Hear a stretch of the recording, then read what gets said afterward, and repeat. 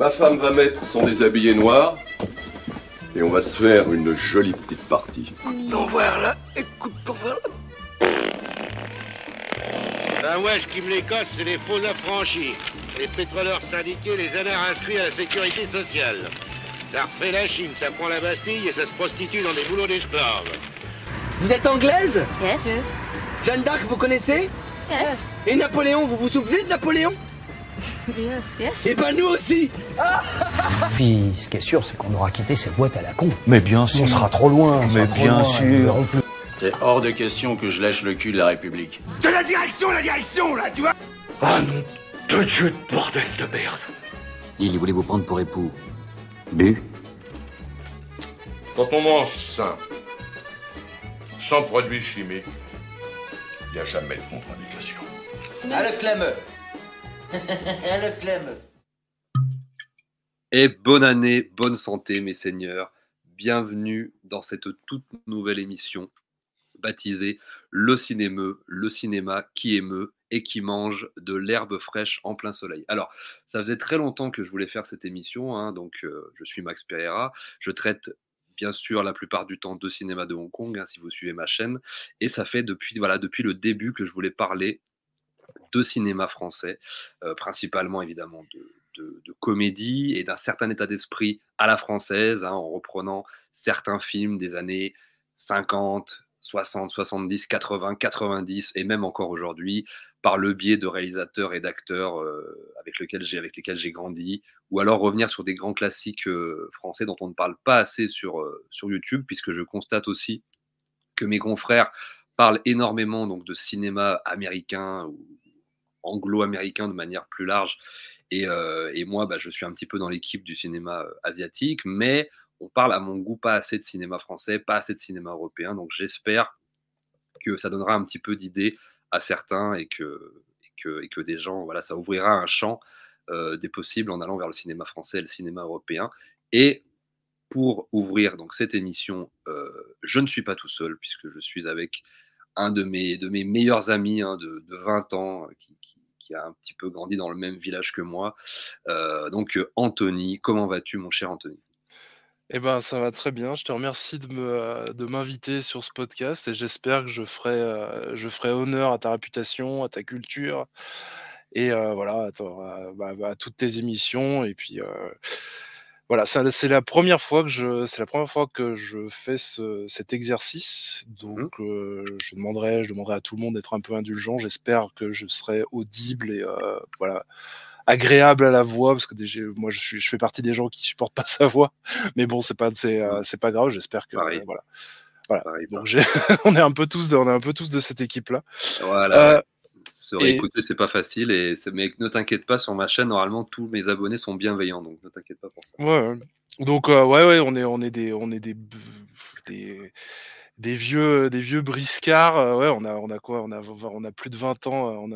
On se connaît depuis les années 2004, 2005, quelque chose comme ça. On a vécu plein de choses, plein d'aventures et surtout on a vu plein de films ensemble, on a vu plein de cinéma ensemble. Ouais. Moi, je suis un invité parce qu'on se connaît. Voilà, c'est la raison principale pour laquelle je suis là. Pas pour une expertise, quoi que ce soit, parce que je suis un amateur. Je suis vraiment un profane du cinéma, mais je viens en tant qu'amateur et voilà, je donne un peu mon avis, je donne un peu mes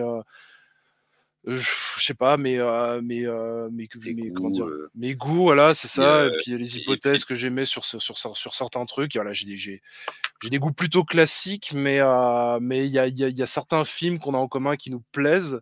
Ouais, surtout par le biais d'acteurs, de punchline, de dialogue et d'un certain état d'esprit. C'est vrai que moi, je t'ai surtout invité dans la nouvelle émission. Je voulais faire cette émission en fait depuis le début de ma chaîne. Je voulais faire vraiment une émission sur Hong Kong et aussi sur le cinéma français. Et c'est vrai que j'ai tout de suite pensé à toi parce que, pour les gens qui nous connaissent pas, on a quand même beaucoup de private jokes. Ouais. On parle en film. En film. Citation de film. Je parle en film toute la journée et tu me suis assez souvent dans ce délire. Ça agace souvent les gens en soirée. Je suis très frustré quand tu me sors un truc de film et j'ai dit putain, j'ai pas la reste, ça me saoule. Ouais. Et des fois, je me dis il faut que je lui parle comme un film. Et des fois, on oublie de se parler normalement. En fait, c'est un peu notre relation est un peu étrange, mais voilà, c'est vrai que ça me fait plaisir que je puisse enfin parler, on puisse enfin parler d'un truc sur lesquels je suis un peu plus calé, parce que c'est vrai que le cinéma hongkongais asiatique, je l'ai connu principalement par toi. Avant, je connaissais pas. Bon, mon père, il me montrait quelques films de Jackie Chan. Comme tout le monde, quoi. On regardait les films, les classiques, quoi. Voilà, je connaissais un peu Bruce Lee aussi, mais voilà, je connaissais vraiment, c'est vraiment le niveau zéro de ta culture et de tous tes confrères. Donc, toi, tu m'as appris pas mal de choses. Tu m'as fait un peu, t'as essayé. Je t'ai même forcé. Ouais, tu m'as forcé, ouais. Non, mais des fois, c'est vrai qu'on regardait là sur mon vidéoprojecteur que j'avais à l'époque, il y a ce grand truc qu'on avait. Une voiture, c'était le grand frère de l'équipe. Il avait toutes les premières choses. On a grandi dans un petit village et c'est vrai qu'il avait la voiture, le rétroprojecteur, les consoles. C'était assez dingue. Donc, ouais, et puis on regardait des vieux screeners, etc. Enfin, c'était l'époque des screeners, l'époque film de gangsters, on regardait tous les types de films en fait. On regardait beaucoup. Oui, on regardait. Mais c'est vrai que je suis quelqu'un qui a plus été attiré par le cinéma occidental. C'est vrai que c'est quelque chose qui. Bien sûr.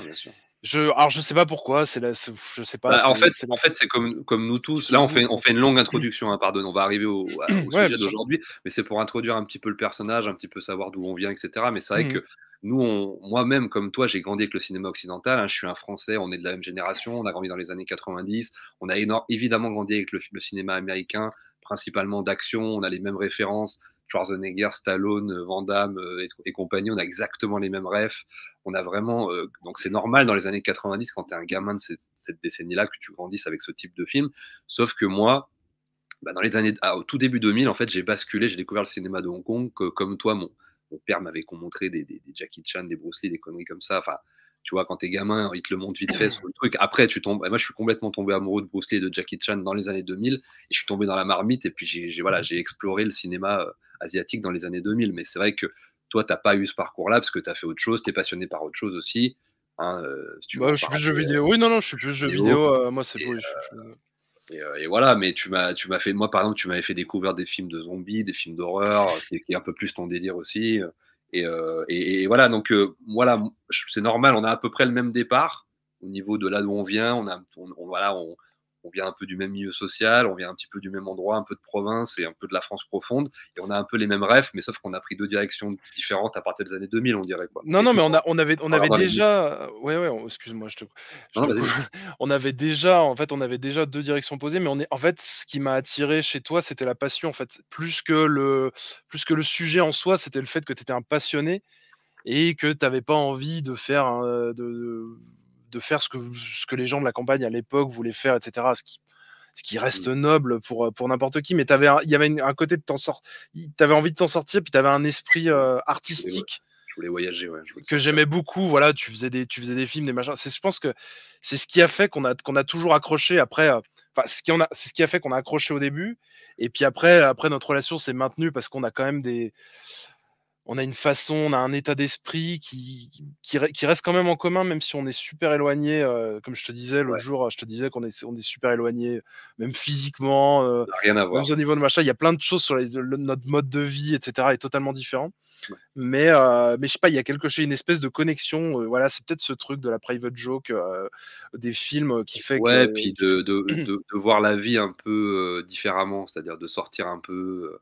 On était un peu tout le temps en soirée, les mecs, on faisait des conneries pour justement pas faire vriller la soirée, mais en fait, on avait besoin d'autre chose, de sortir un peu de la routine, du carcan ou de la. Oui, donc, et aujourd'hui, ce qui est marrant, c'est que on a envie de retourner dans le village d'où on vient. C'est très drôle. Ah, mais ouais, c'est le retour aux sources. On a fait un peu Enfin, moi, j'ai plus voyagé que toi, mais t'as quand même aussi bourlingué, t'as fait plein de tafs différents dans ton taf à toi, dans le métier, t'as aussi bossé et tout. Donc, t'as quand même fait plein de trucs aussi. Et finalement, aujourd'hui, on préfère la campagne, on préfère revenir un peu à la source. Et c'est. C'est vrai que Paris c'est un bon vaccin pour revenir après en. Je te le fais pas dire. Heureusement que j'ai une femme formidable et des amis incroyables, mais sinon C'est vrai que ça ferait très longtemps que je me Oui, c'est l'avantage, c'est qu'au moins, t'es pas isolé, mais c'est vrai que. C'est toujours les gens qui me font rester de toute façon, tu vois, quand bien sûr. je vivais à Lyon, à Mâcon, etc. Donc c'est toujours les gens qui me font rester, c'est pas forcément l'endroit. En tout cas, voilà, c'est à peu près, voilà, vous avez un petit peu, on a dressé très vite fait le type de relation qu'on peut avoir tous les deux. Voilà, en tout cas, Anthony, voilà, que je considère comme un de mes meilleurs amis. En tout cas, le premier, hein, il était là en premier. Ouais, on a bêché ensemble. On a commencé à bêcher, on a fait des tafs ensemble, on a bossé à l'usine ensemble, on a fait plein de trucs. Enfin, vraiment les boulots d'étudiants, de vacances, d'été, on a fait plein de trucs. On s'est d'ailleurs rencontrés au travail. On s'est rencontrés au travail dans le village où on vivait et tout. Donc voilà. Et donc aujourd'hui, on va parler d'un film dont on adule en fait, donc on vénère assez tous les deux. Sur lequel on délire depuis le début, j'ai l'impression. Parce que je sais qu'on sortait des expressions. Tu m'avais sorti. Je crois que ça. Enfin, j'ai envie de te dire, nos private jokes ont commencé avec ce film. Dans mes souvenirs, ça. Il y avait peut-être d'autres trucs. Il y a peut-être d'autres conneries qu'on a écoutées ensemble, mais de ce que je me rappelle de. Par exemple, l'expression que tu disais, genre, j'ai cru voir une bière dans le frigo. Et tu sais, j'ai fait, putain, mais t'as vu ce film? Alors qu'au final, on se disait, je me disais, mais personne n'a vu ce film. Alors que pour moi, il était culte. Bon, on va parler du film, mais voilà, pour moi, c'est super important parce que c'est vraiment un film sur lequel on délire depuis au moins une vingtaine d'années ensemble. Ouais, c'est un film de toute façon qui se prête à la. Il y a un milliard de punchlines, de dialogues, putain et tout. Donc, le film, donc si vous avez un petit peu deviné la phrase qu'il a dit il y a 2 minutes, il s'agit donc des Anges Gardiens de Jean-Marie Poiret. On va vraiment ouvrir le podcast, l'émission sur ce film et ça me tenait à cœur. Donc quelque part, on est encore un peu à Hong Kong, parce que c'est un film qui est tourné en partie à Hong Kong, principalement dans l'acte 1. Oui, ça fait une belle transition sur le cinéma français. Ouais, voilà, ça fait une belle transition. D'ailleurs, je voulais t'inviter pour un Hong Kong Connexion à la base. Ouais. Et je me suis dit, pourquoi ne pas faire une émission à nous et puis repartir sur autre chose. Donc ça fait un lien, c'est très cool, ça fait un pont entre les deux mondes et entre les deux cinémas. Donc je vais vous parler encore un petit peu de cinéma de Hong Kong. Vous m'excuserez pour les fans de cinéma français qui ne veulent entendre que ça. Mais on va évidemment parler de cinéma français, d'acteurs français et tout ça. Donc d'abord, on peut peut-être commencer par tout simplement comment on a découvert le film. Est-ce que tu veux en parler ? Comment j'ai découvert ce film? Alors, bon, déjà, on l'a pas pour la première fois. Il faut bien savoir qu'on l'a pas vu ensemble puisque c'est un film qui date de 95. Ouais. Alors, c'est mon cousin qui m'en avait parlé. Il m'avait dit c'est les mecs c'est le mec qui a fait Les Visiteurs, etc. Ils refont un film. Voilà, ça a l'air d'être la comédie de l'année, machin. Et on est allé le voir au ciné. Voilà, j'ai rigolé, mais j'ai pas. Je pense que la première fois que j'ai vu, voilà, ça m'a pas plus marqué que un autre film. J'ai rigolé sur pas mal de choses, mais voilà. C'était une époque aussi dans les années 90. Je fais une petite parenthèse. On va en faire 1000 des parenthèses. On va en faire 1 milliard. Hein. On vous prévient tout de suite. C'est une époque où j'ai l'impression. Alors, c'est difficile. Je vais pas te le dire à toi parce que toi, je sais que tu vas tout le temps au cinéma. Enfin, où tu y allais jusqu'à récemment, tout le temps. Je crois que j'allais au cinéma au moins dans les années 90 quand j'étais gamin, au moins une fois par semaine. Ça coûtait 5 balles, enfin ça coûtait rien. Ça coûtait que dalle, ouais. C'était un truc. Et donc la moindre connerie, on allait la voir au ciné, quoi. Le moindre Van Damme, le moindre machin, on allait. Et pour moi, ça faisait partie du lot, quoi. Genre, on allait voir, je sais pas, on allait peut-être le mercredi quand on n'avait pas école, etc. On y allait. J'avais 10-11 ans quand il est sorti le film.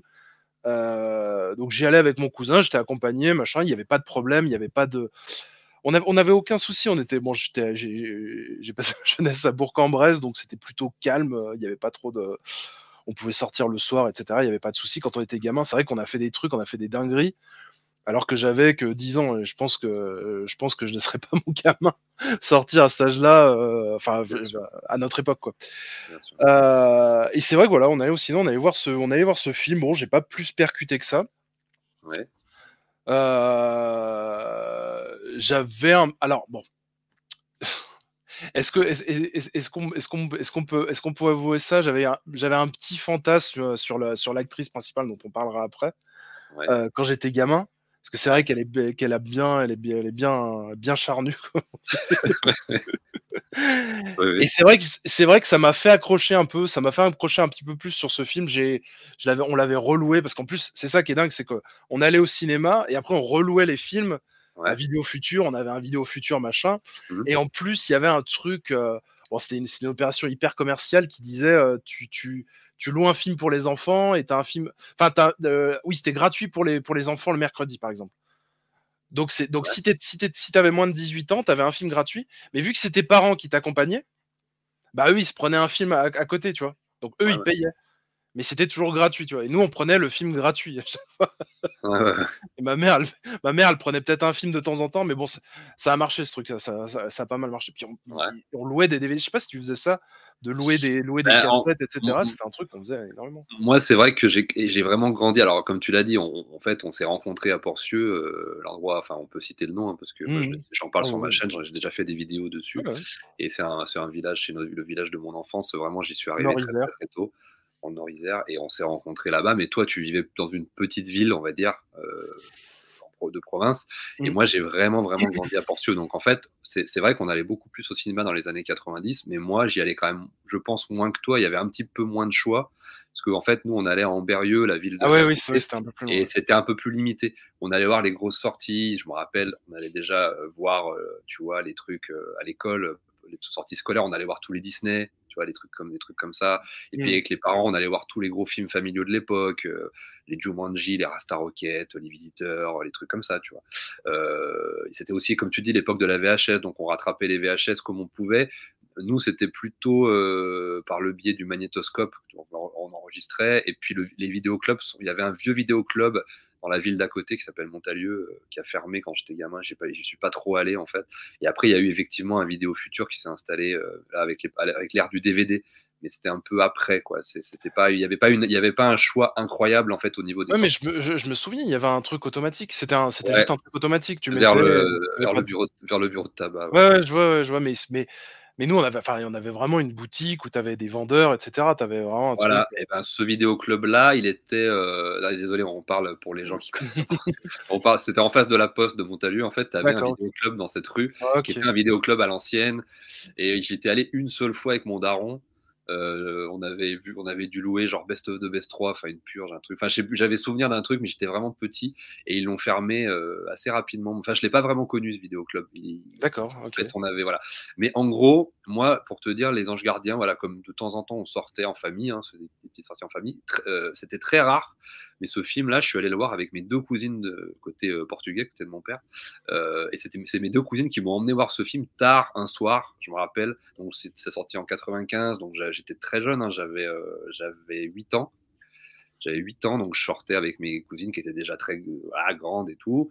Et je me rappelle, il y avait eu un petit truc, parce que le film est un peu violent, par moments il y a des petites scènes d'action et tout. Donc c'était un peu un de mes premiers films comme ça, que j'allais voir au cinéma, tu vois, un peu avec des courses-poursuites. Enfin, il y avait une réputation, il y avait aussi des nibards, tu vois, il y avait des culs un peu partout, des trucs.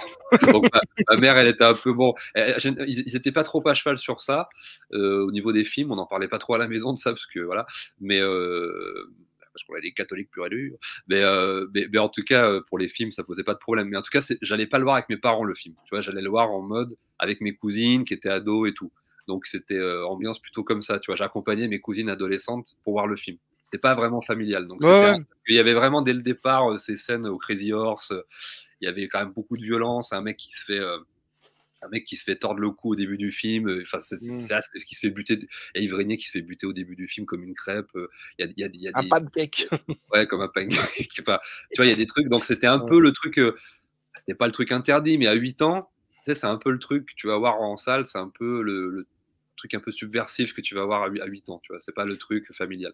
Donc moi c'était un peu dans cet état d'esprit, on avait bouffé je me rappelle, tu sais, c'est des souvenirs précis, tu te souviens des presses de la marque de Bombec que tu te bouffais, des trucs, tu te souviens de certains détails comme ça, et ouais, c'était en Berrieux, quoi, dans une petite salle, les Anges Gardiens, et moi j'avais kiffé le film c'est devenu assez culte en fait dès 8 ans. Et moi, je connaissais déjà, j'avais bien entendu, on avait tous grandi avec les Depardieu, les Belmondo, les films de Poiret, les Visiteurs et compagnie, hein, et puis les Claviers, et puis tout ça, quoi. C'était déjà des acteurs qui nous accompagnaient étant gamins, côté comédie française et tout. Mais là, bah voilà, c'était le truc avec en plus un petit peu d'action, un petit peu de nibar, et puis un petit peu de Hong Kong. Et Hong Kong, moi, je connaissais pas en fait la Chine en fait à l'époque. Je l'ai connu que bien après. C'est surtout le Japon, comme je le dis souvent. Moi, c'était surtout le Club Dorothée. Enfin, tu connais, t'as un peu les mêmes. Bref, c'était surtout le Japon en fait, au niveau asiatique en fait, qu'on connaissait. Et pas Hong Kong. Donc ouais, c'était peut-être les premières images de Hong Kong, de la ville de Hong Kong que je voyais aussi étant gamin. Donc, voilà. Ouais, non, mais c'était, c'était. Et c'est vrai que moi, bon, pour revenir un peu sur les méthodes sur lesquelles c'est vrai qu'on le regardait, je je l'ai vu au cinéma, je l'ai vu en cassette, donc en vidéoclub, et c'est vrai qu'après, genre, il était passé à la télé. Alors, il a dû passer peut-être, je sais plus, sur TF1, ça passait 3-4 ans après, un truc comme ça. Donc, quand il passait, les films, quand ils passaient à la télé, bah, tu les réenregistrais. Ouais. Avec le magnétoscope, bien évidemment. Donc, t'essayais de couper la pub pour pas avoir la pub au milieu, machin. Donc, je l'avais revu. Là, je l'avais définitivement. Donc là, je l'ai reponcé plusieurs fois, etc. C'était des trucs où on usait la cassette à mort jusqu'à ce que la bande grésille à mort, que t'as plus le son, t'as plus rien. Puis, alors, les VHS, ça allait vite en plus. Ouais. Bien sûr. Et moi, je l'avais acheté. Mais en fait, très rapidement, moi, ma mère, il y avait certains films qu'on achetait. Et je me rappelle que ma mère, elle me l'avait acheté celui-là. Genre, je l'avais eu, ça devait sortir 1 an après, ou les cassettes, je sais plus comment ça sortait les cassettes à l'époque. Ouais, ça devait sortir vidéo. Ça, ouais, 1 an, c'était dans l'année. Ça a toujours été un peu comme ça, même aujourd'hui, je pense que c'est. Je crois qu'aujourd'hui, c'est un peu plus rapide. 6 mois et un an. Bah, avec les plateformes, maintenant, ça sort avant, enfin, Disney+, etc. D'ailleurs, ils s'en mordent les doigts parce que ça donne plus aucune valeur, en fait, à leur film, le fait de sortir sur une plateforme aujourd'hui, avant même de sortir au ciné. Il y a plein de films comme ça. Bon, bref, c'est vrai que c'est 2 mondes différents. On est. Ouais, on n'est pas du. Là, on parle d'un temps que les moins de 20 ans. Non, mais là, n'auront pas connu alors qu'on n'est pas si vieux que ça. Mais non, mais après, le cinéma reprend un peu. Enfin, les salles de cinéma, j'entends, reprennent un peu de superbe, reprennent un peu de lumière. J'ai envie de dire, les gens. C'est vrai qu'il y a des films, t'as vraiment. T'as besoin d'avoir une expérience ciné, etc. Celui-ci, je pense que oui, un peu. C'est un des rares films français, parce que les films français, c'était plus des comédies, des trucs comme ça. Donc, est-ce que c'était important d'avoir un son Dolby, stéréo, machin? Celui-ci, je pense que oui. Parce qu'il y a beaucoup de scènes d'action, il y a beaucoup d'explosions de trucs. Il y a des tentatives, en tout cas. Oui, il y a des... D'accord, oui. Non, mais dans le sens où oui. Non, mais en fait, quand tu as 8-10 ans et que tu kiffes, évidemment, t'es bluffé. Après, quand tu connais le cinéma de Hong Kong et tout, tu connais un peu l'histoire, c'est un peu plus compliqué que ça. Ouais. Mais oui, en tout cas, il y a une volonté de faire des fusillades, des courses-poursuites, même des scènes d'arts martiaux, surtout vers la fin. Et c'est vrai que... Enfin, voilà, je te dis encore une fois, surtout quand tu rends hommage au cinéma de Hong Kong, c'est un peu violent. Mais quand tu as 8 ans, ça passe crème, parce que tu es content d'avoir toute cette comédie, ces acteurs, et puis ces petits éléments comme ça qui viennent saupoudrer un petit peu ton expérience en salle. Donc je pense que oui, mais moi, Jean-Marie Poiret, le réalisateur du film, donc je le considère un peu comme le Michael Bay français, enfin le Michael Bay raté. Putain, Max, c'est exactement ce que je voulais dire. Ah, mais c'est connecté. C'est parce que le mec, il joue avec ses caméras, machin et tout, il fait un peu n'importe quoi. Il a pas forcément tout le temps sa grammaire cinématographique qui va se mettre au service de ce qu'il veut dire dans le plan, par rapport ça va parfois être à l'instinct, ou parfois ça va être un peu le truc un peu enfantin, genre je veux faire ce plan-là comme ça, donc je vais le faire comme ça. Tu prends un des derniers films qu'il a fait, là, Ma femme s'appelle Maurice, à un moment donné, c'est un film très plan-plan, pas du tout comme Les Anges Gardiens, plutôt vaudevillesque et théâtreux même, je dirais, qui est pas dingue. Et pourtant, il va utiliser plein de plans à des moments pour un dialogue qui n'a aucun sens, mais tu sens que le mec veut s'amuser à faire des trucs. Donc, c'est comme ça qu'il faut l'aborder, en tout cas, je pense. C'est un peu, mais c'est exactement ça. Putain, j'allais le dire, tu m'as volé là, tu m'as coupé l'herbe sous le pied. Non, mais c'est vrai que c'est plus dans le sens où, parce que c'est vrai que les gens ont plus cette image cliché des explosions, etc. Mais Michael Bay, c'est pas que ça, son cinéma, c'est pas que des explosions dans tous les sens. Non, parce que Michael Bay je pense que Michael Bay est infiniment plus talentueux que Jean-Marie Poiret, et qu'il a de toute façon. Ah oui, non, mais il a pas les mêmes moyens, il a pas les mêmes monteurs, il a pas le, tu vois. Je comparais pas les deux dans ce sens-là, je parlais vraiment au niveau de la manière d'aborder. Oui, exactement. Film, en fait. Non, mais c'est exactement pour ça que je te dis ça. Comme un gamin, en fait, un peu qui s'amuse, en fait. Oui, bien sûr. C'est faire du divertissement, en fait. Oui, on est sur un mec qui s'amuse. D'ailleurs, c'est pour ça que je te dis, j'ai oublié de te dire dans le truc de Monsieur, dans le truc là, le reportage Monsieur, comment ça s'appelle, l'ange Monsieur Ouais, Plus, le making of qui est dans le voilà. Blu-ray. Et ben en fait, Monsieur Plus, c'était lui. On l'appelait Monsieur Plus parce qu'il voulait toujours plus d'explosions de machin, plus de décors, plus d'acteurs ici, plus d'effets spéciaux là, plus de machin. Et voilà, on l'appelait comme ça en tout cas sur ce tournage-là. Sur les autres, j'en sais rien, mais c'est vrai on sent vraiment que il y a quelqu'un qui veut s'amuser, qui veut vraiment, il est généreux. Même si c'est pas, spécialement réussi, bien fait, ou c'est pas tellement méchant, on sent que le mec, il veut nous régaler, tu vois. Il y a une volonté, il est pas radin, quoi, sur les plans, les techniques, etc. Et c'est pour ça, je pense qu'il faut pas l'aborder comme quelque chose, c'est pas vraiment, pas l'aborder comme un auteur ou comme un grand réalisateur, c'est un réalisateur de divertissement et qui s'amuse et qui veut donner des choses à son public. Et je pense que c'est un peu son film somme, parce que finalement, il y a un peu de tout ce qu'il a fait dans son cinéma. Il y a un peu de tout, en fait. Et d'ailleurs, il veut un peu tout mettre. Et il y a vraiment, en plus, on sent qu'il est passionné de cinéma de Hong Kong. Là, je reviens un petit peu à ma marotte pour introduire, parce qu'on va peut-être un peu parler un peu du film après, de ce qu'il contient. Mais moi, par exemple, je vois... alors, il faut savoir que la scène, par exemple, déjà dans Les Visiteurs, qui est son grand classique, hein, le film qu'il a fait connaître et qu'il a fait exploser, dans Les Visiteurs, il y a la fameuse scène des toilettes, où Jacouille et Godefroy boivent l'eau des toilettes directement en pensant que c'est un puits. Enfin, vous connaissez tous cette scène, bien évidemment. Et ben en fait, cette scène, elle est complètement pompée sur un film hongkongais de 1989 qui s'appelle Iceman Comet, Time Warrior.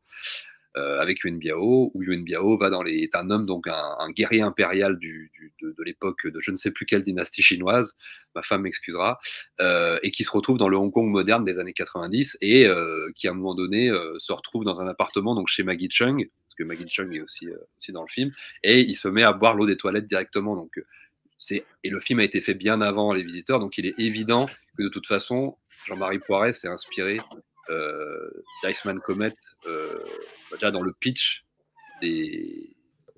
pour Les Visiteurs, et notamment de cette scène-là et de toutes les scènes à cheval avec Yuen Biao, etc., qui retournent. Je pense notamment à la scène de Godefroy là, qui traverse un petit peu qui arrive avec son cheval dans le 21e siècle.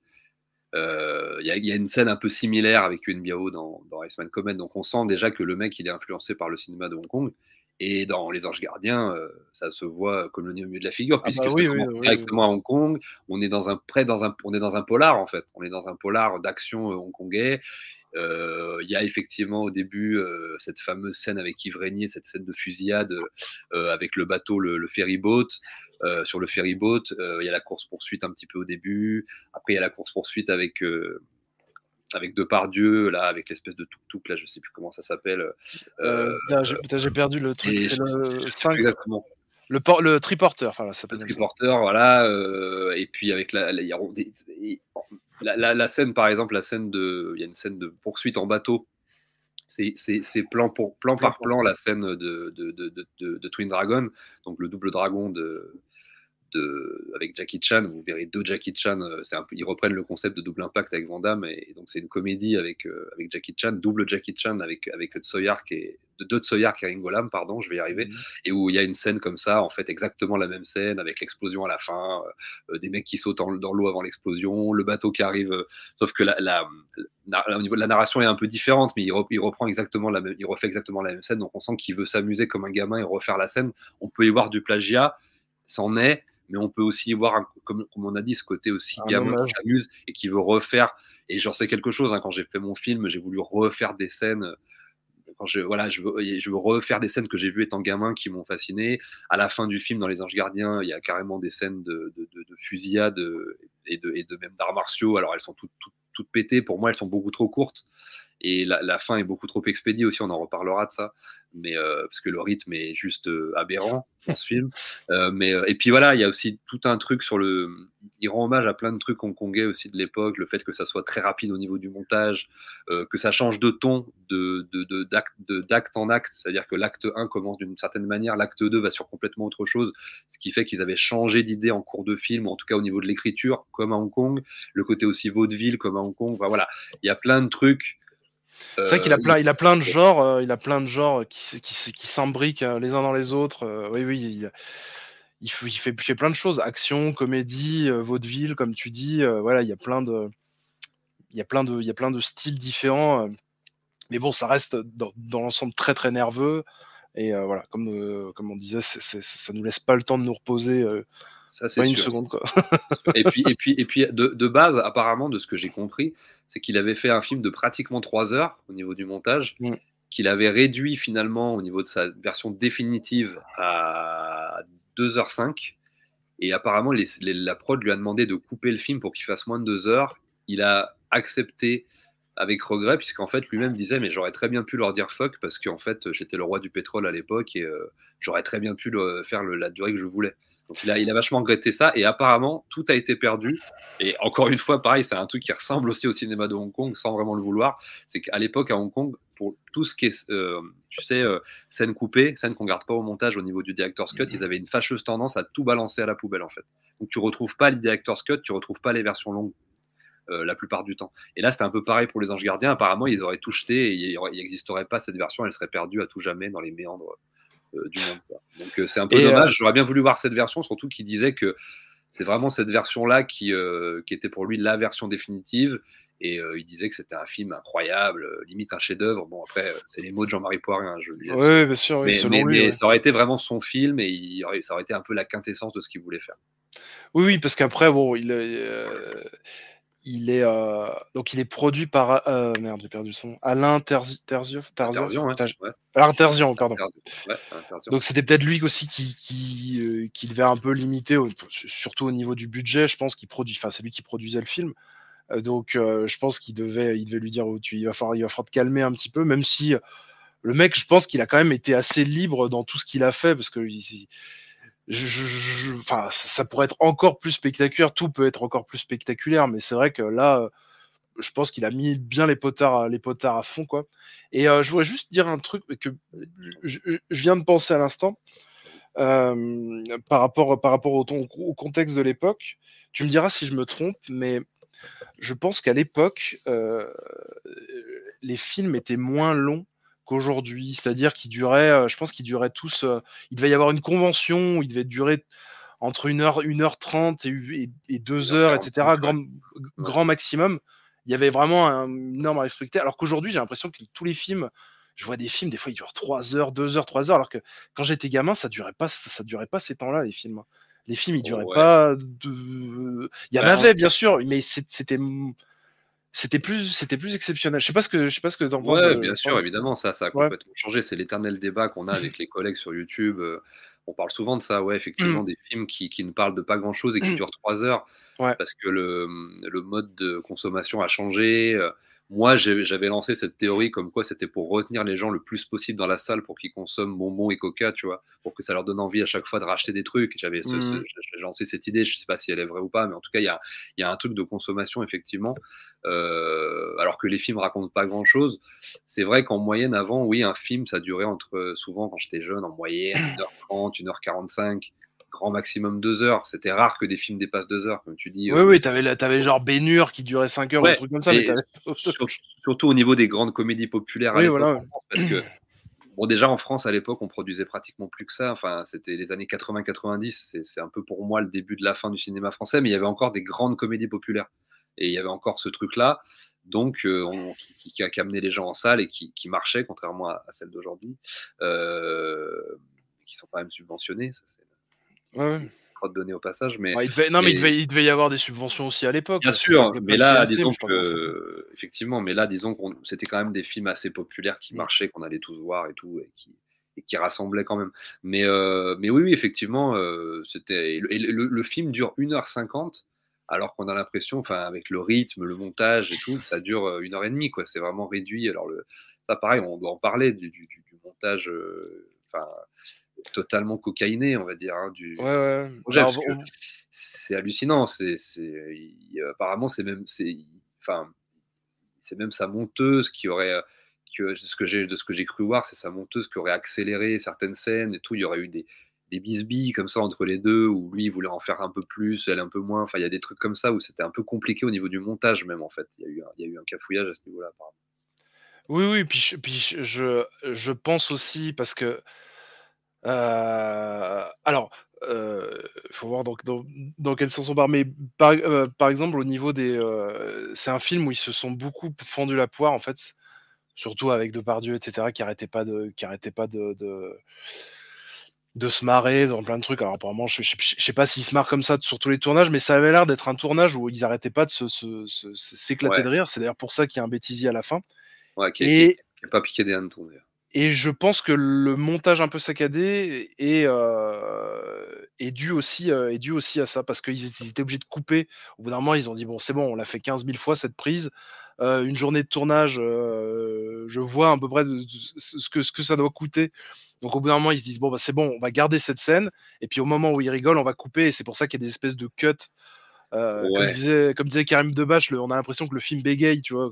C'est-à-dire que sur le même plan, on va cutter exactement le même plan.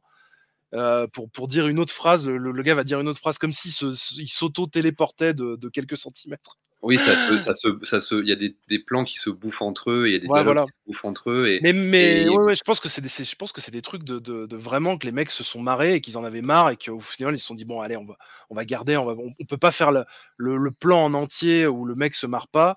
Donc on va juste cutter à cet endroit-là, puis on va lui dire de refaire il devait hacher le truc comme ça tellement les mecs se marraient.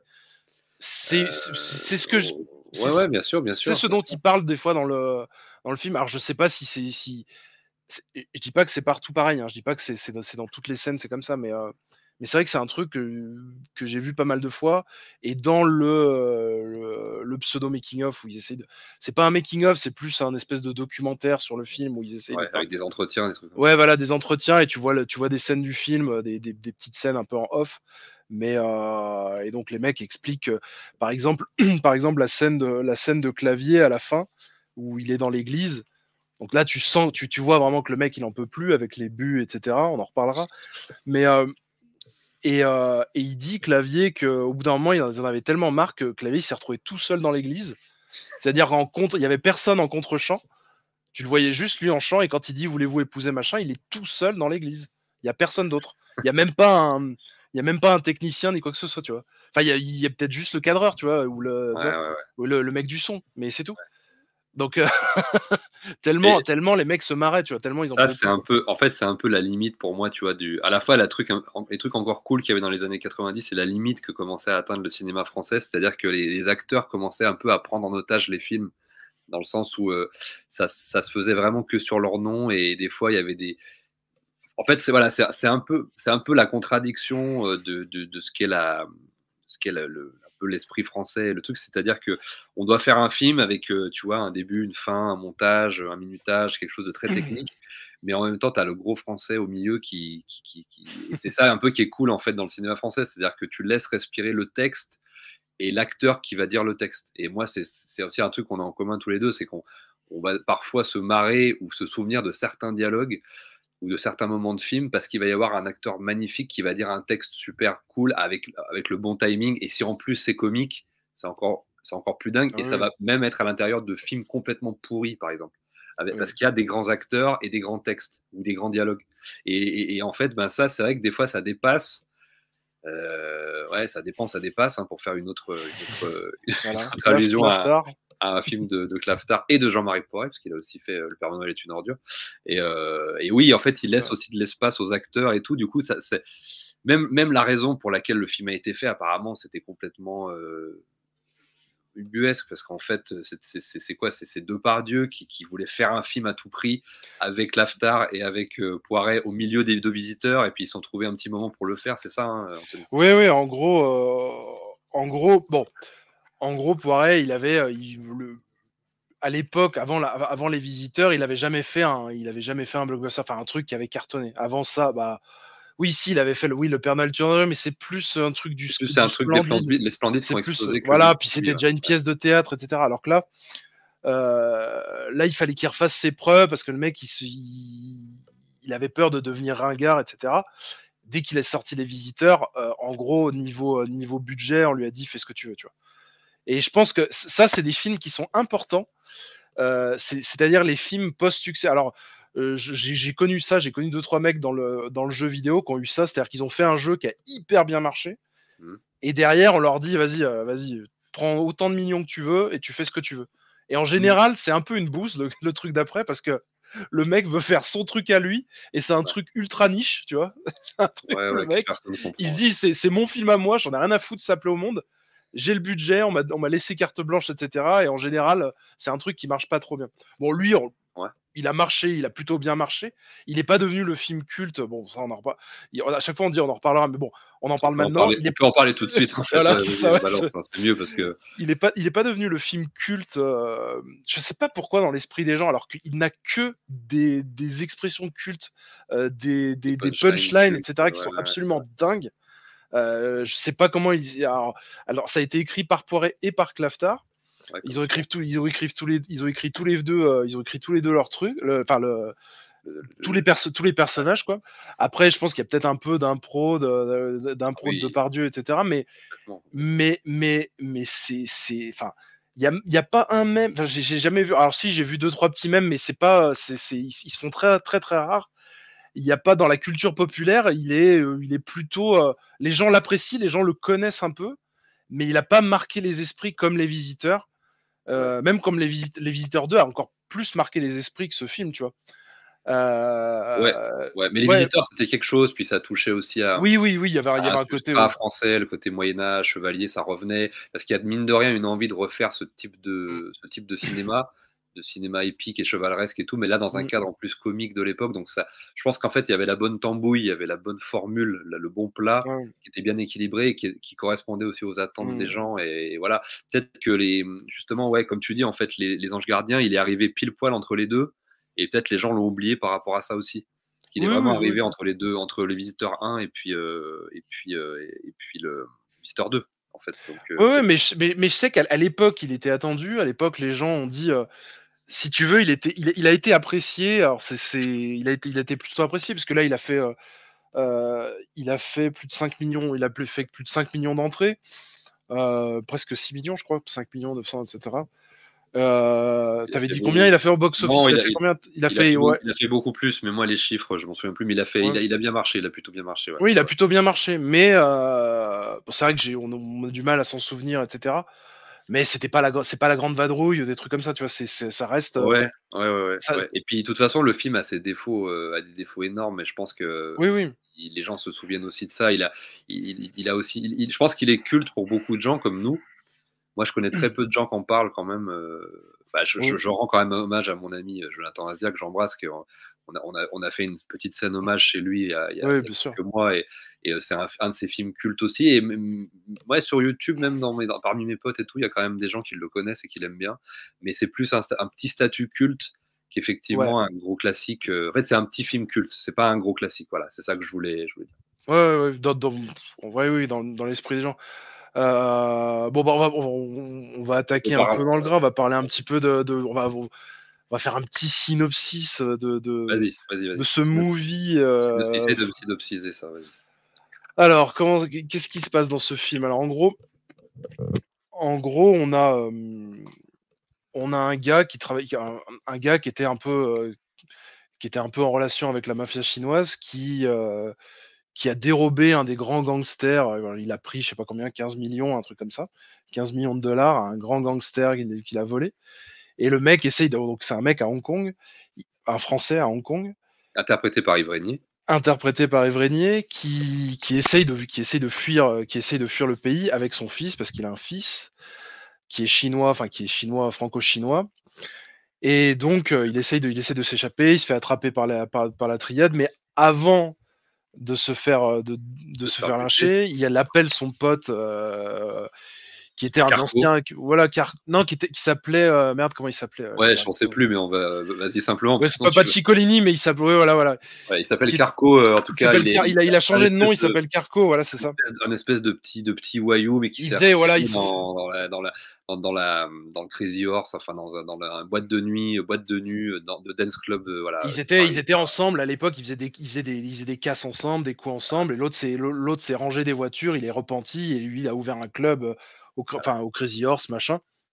Donc lui il a un club de dancing, et donc il lui demande de l'aide parce qu'il l'a tellement aidé, il l'a sauvé dans plein de situations un peu difficile, donc il lui dit, faut que tu récupères mon fils, et puis il y a 15 millions de dollars, je te donnerai 20%. Et donc, et donc là, Depardieu, avec l'appât du gain, se dit, je vais venir, parce qu'au début, il voulait pas, puis là, il dit, cupide comme il est, il y va, puis il se retrouve. En fait, oui, parce que l'autre, il lui disait qu'il avait un cancer, alors qu'il avait pas du tout un cancer. Il était poursuivi par la mafia chinoise. Il lui a pas tout dit, quoi. Il lui a pas tout dit. Quand il lui dit, quand il lui balance la vérité, l'autre, il se retrouve déjà en Chine, et puis on lui dit, le contact qu'il retrouve, on lui dit, bah non, il a été écrasé, il a été tué par la mafia chinoise, et l'autre, il veut retourner en France parce qu'il veut pas avoir de problème avec tout ça. Puis on lui dit, non, faut que tu récupères le gosse. Donc il récupère le gosse, tant bien que mal, et puis là, il se retrouve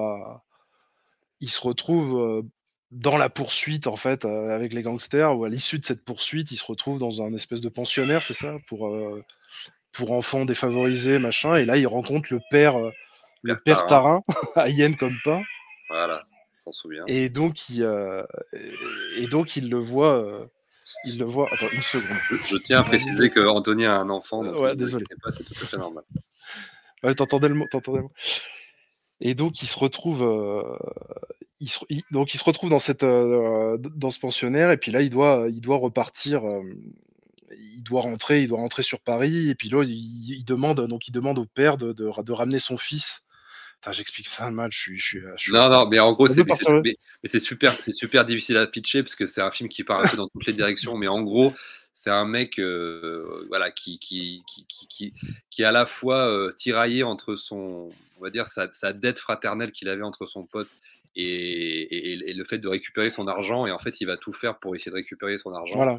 Et puis puis tant bien que mal essayer de sauver le gamin, mais on sent que sauver le gamin, c'est un peu son truc, c'est secondaire, voilà. C'est un peu secondaire. Et par rapport à ce choix-là, donc il va rencontrer un prêtre, etc.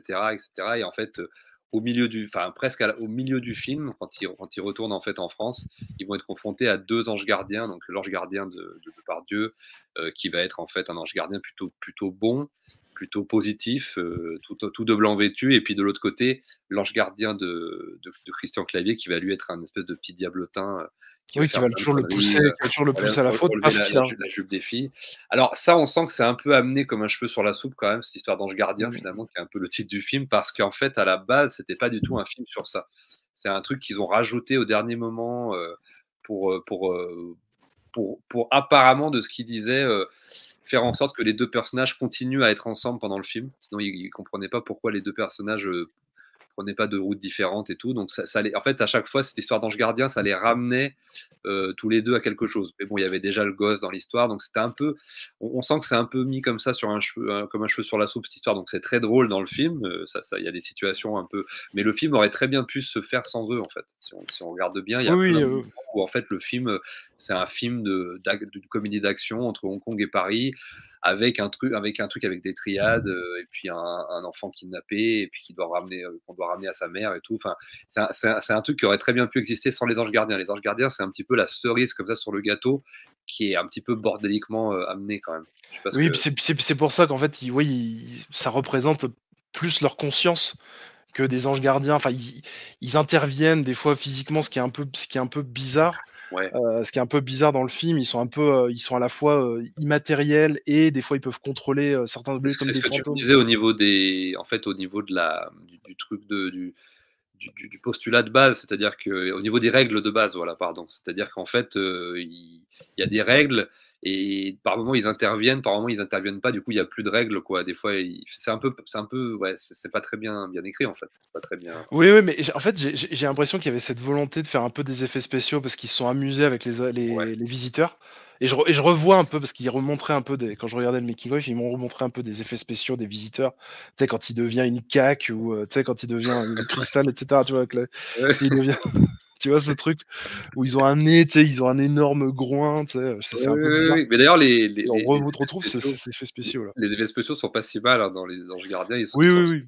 Pour l'époque, c'est franchement quand Depardieu passe à travers la vitre de la voiture, il passe à travers le mur, mais on sent que c'est complètement gratuit, en fait. On sent que c'est vraiment pour un truc de comédie, et de dire je vais filmer des effets spéciaux parce que je m'amuse en fait avec ça. Mais ça dépasse pas ce cadre-là en fait vraiment. Oui, c'est vrai. Non, mais c'était plus pour montrer la bonne conscience. Il pouvait se passer des effets. C'est vrai que les effets spéciaux sont vraiment futiles. Parce que par exemple, il pouvait mettre, tu sais, tu fais un plan au lieu de faire le mec rentrer dans la voiture, bah tu le mets direct dans la voiture, c'est-à-dire qu'il tourne la tête, hop, il se retrouve et t'as Depardieu dans la voiture. Il y a pas besoin de se faire chier à faire un truc où il rentre. Alors, c'est vraiment tout les effets spéciaux sont totalement gratuits. Il y a aucune. C'est quand même quelque chose que j'apprécie dans le cinéma français. Oui. Parce que le cinéma français est quand même relativement un cinéma de papa feignant où tout le monde bouffe le même fromage et c'est ce qui est en train de le tuer depuis des décennies. C'est un peu ce que Christophe Gans disait quand il faisait Le Pacte des loups. Il disait, mais moi, je voulais faire un film compliqué. Je voulais faire un truc compliqué à faire avec tu vois, quand il avait fait Le Pacte des loups, tourner en extérieur, en montagne, avec des climats différents, avec un chorégraphe hongkongais, des acteurs américains, voilà, avec des costumes, avec une ampleur, tu vois, un truc. Alors lui, sauf que voilà, Christophe Gans, c'est un très grand réalisateur d'un point de vue artistique, mais j'apprécie aussi les petits artisans comme Poiret dans le sens où c'est pas forcément fait pour les bonnes raisons, mais au moins ils se sortent un peu les doigts du cul. Ça manque un peu au cinéma français quand même. Ouais. Non, mais oui, il y avait ce truc de faire un truc un peu fantastique où, alors, dans le film, c'est vraiment un film à voir on va dire je dirais à peu près presque au 3e voire au 4e degré, avec une double suspension consentie d'incrédulité. Qui est déjà, donc la première, c'est les anges gardiens, etc., qui se baladent et qui peuvent donc ils peuvent interagir de temps en temps avec le décor, avec des accessoires, avec n'importe quoi, avec même les gens, ils peuvent retenir les gens ou taper sur des gens, etc.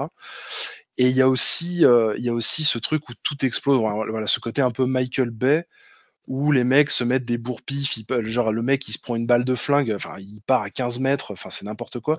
Ça, c'est se fait éjecter dans un truc. Ça c'est très hongkongais, de toute façon. Ouais. Oui, mais c'est un truc il faut arriver. C'est-à-dire que tu as une double, c'est pour ça que je te dis qu'il y a une double suspension consentie d'incrédulité. C'est-à-dire qu'il y a à la fois le côté fantastique avec les anges gardiens et aussi ce truc-là où tu as GG qui met un coup de boule à Mousse Diouf et Mousse Diouf part à 3 mètres. Et il se retrouve, alors que le mec doit être à l'époque devait être plus corpulent que Depardieu, tu vois. Ouais. Donc c'est vrai que ça c'est des trucs qu'on aime bien, genre tu vois Depardieu mettre un coup de boule comme dans les les compères, je crois, ou je sais plus quoi, où il met pareil, il remet le même coup de boule, il met le coup de tête pour montrer à Pierre Richard voilà comment on met un coup de boule, et ça fait plaisir de voir GG mettre un coup de boule et que le mec parte à 15 mètres, c'est un plaisir sans nom, tu vois.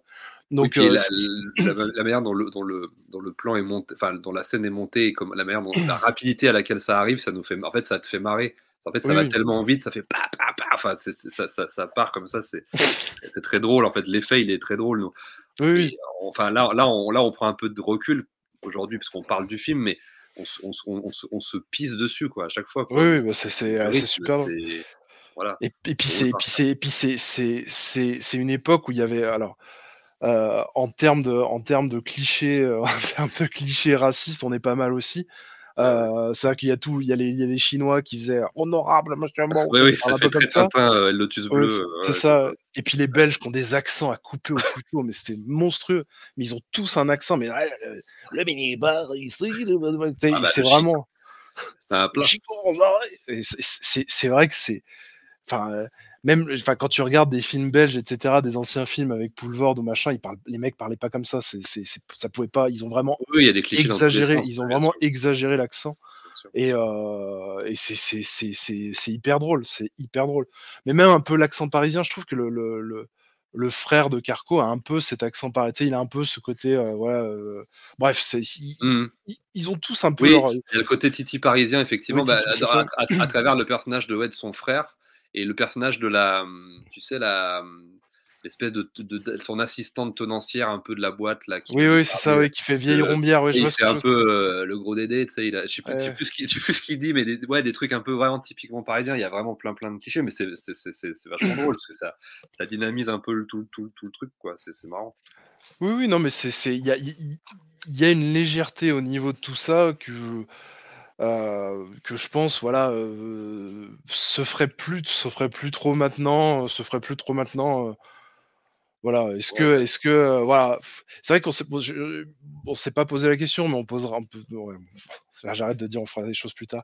Vas-y. Est-ce que c'est un film qui serait, à ton avis, polémique aujourd'hui? Est-ce qu'il y a des scènes ou des trucs que tu trouverais qui passeraient moins aujourd'hui Ouais, mais je pense que parce que Il y a des- c'est des espèces de stéréotypes qu'on avait à l'époque de ce que tu dis là, honorable, machin là, que tu peux plus faire, mais que tu peux plus faire, bon, parce qu'il y a des choses qui sont interdites aujourd'hui au niveau du politiquement correct, mais aussi parce que nous-mêmes, tu vois, par exemple, moi, si je faisais une comédie avec des Chinois, je pourrais pas parler un Chinois comme ça, tu vois. C'est parce que il y a aussi le temps qui, enfin, il y a le temps qui change et les choses qui évoluent aussi, tu vois. Tu peux pas faire honorable. Oui. Il y a des trucs, mais tu pourrais peut-être le faire d'une autre manière, tu vois. Comme tu pourrais te moquer de la communauté chinoise. Quand je dis me moquer, c'est de manière attendrissante, hein, mais d'une autre façon, tu vois. En prenant vraiment le truc. Alors moi qui les connais bien, par exemple les Chinois. Je pourrais me moquer d'une autre façon, tu vois, si je voulais le faire. Je le ferais pas comme ça. C'est peut-être ça. Mais après, oui, effectivement, il y a des trucs que tu pourrais pas faire et dire aujourd'hui. Mais oui, non, mais dans l'ensemble, même en dehors de ça, je trouve qu'il est plutôt gentil. Ça reste quelque chose de par rapport à ce qui pouvait se faire à l'époque, ça reste quand même quelque chose d'honorable. non mais ça reste quelque chose de plutôt calme. Oui, c'est vrai que des fois il dit Depardieu il dit ouais, je sais pas, comment on dit, un repas sans dessert, c'est comme un week-end sans gonzesse. Ouais, c'est des trucs comme ça, tu vois. Oui, bah voilà. Ça c'est marrant. Bon, mais ça c'est pour accentuer le trait devant le prêtre, de dire ça fait, c'est assez marrant. C'est voilà, c'est assez scène, de toute façon, la scène du Paris-Brest, voilà, c'est une des grandes scènes. Oui, bien sûr. C'est une des grandes scènes du film. Où tu as à la fois la tentation de clavier, enfin, le côté bourru de Depardieu, les choix de cadrage complètement what the fuck de Poiret, plus la caricature du serveur belge, voilà, tout est là, quoi. Il y a plein de trucs en fait, même au niveau du timing, de la rapidité et tout. Oui, c'est un truc qui le pousse un peu au péché, etc. Et en gros, voilà, il se retrouve à ça, un peu comme il y a le Paris-Brest et puis aussi la scène où il se retrouve dans le placard avec la mannequin là. Ouais, d'origine russe là. Voilà, il se retrouve un peu coincé, donc on le pousse, il se retrouve un peu contre elle, il est hyper gêné. C'est un peu la version, voilà. Il y a les deux pans en fait de la tentation en fait. Et d'ailleurs, c'est un peu bizarre que Clavier en fait il est un ange gardien, parce que en fait on peut le comprendre d'un point de vue de Depardieu, mais c'est vrai que d'un point de vue de Clavier, en fait il est un peu tiré par les cheveux, son ange gardien, dans le sens où il a pas failli d'une manière. Il dit, enfin voilà, il le dit à un moment, il dit parce que t'as pas fait question d'équilibre, mais il a juste pas fait mais c'est pas, en fait c'est pas si grave, quoi. Il a pas fait la confession des deux. Il a pas fait la confession. Mais c'est pas, en comparaison à ce que fait Depardieu, c'est pas grand chose en fait. Si, d'un point de vue de l'Église, c'est beaucoup, mais d'un point de vue de la vie de tous les jours, c'est pas. Oui. Pas dingue, quoi. Oui, bien sûr, oui. L'autre, l'autre, il se retrouve. L'autre, c'est vrai que ce qu'il fait, etc., ce qu'il a fait dans son passé, et ce qu'il fait là, est beaucoup moins honorable. J'allais encore dire ce mot. Voilà, oui, dans l'ensemble, oui, ça reste. Même si je trouve que c'est léger, c'est pas non plus immoral ce qu'il fait. Mais c'est vrai que quand il dit oui, il range ses billets, puis il dit maintenant je vais me poser un beau petit repillon, et c'est là que le premier ange gardien arrive. C'est là que voilà, il lui dit là tu déconnes pépère, quoi. Mais il a quand même, dans l'ensemble, pour moi, le gars a quand même fait un peu son boulot. Il a ramené le gamin en France. Enfin, tu vois, il est en dehors de entre guillemets, tu vois, parce qu'après il se refait capturer, mais bon. Même là, je trouve qu'il y a pire comme péché. Mais bon, c'est vrai que voilà, comme tu dis, ça a été un peu rajouté, été rajouté sur le pouce. Donc en fait, on se retrouve avec quelque chose qui est un peu forcé, quoi. Qui est un peu injustifié, ouais, dans l'ensemble. Et pareil, on a pas mal halluciné aussi sur ces 5 minutes là à la fin, puisqu'en fait le dénouement, en fait, le moment où les personnages vont vraiment agir, enfin on dirait presque en fait que l'acte 3 se déroule en 5 minutes, quoi. C'est assez bizarre. Je pense que dans la version longue, ça devait durer un peu plus longtemps. À l'acte 3, oui, tu veux dire l'élément final. Vraiment, l'élément final, la résolution, le moment où il passe à l'action. C'est vrai que c'est hallucinant. 4 minutes. On a chronométré, c'est hallucinant. C'est moins de 5 minutes, quoi.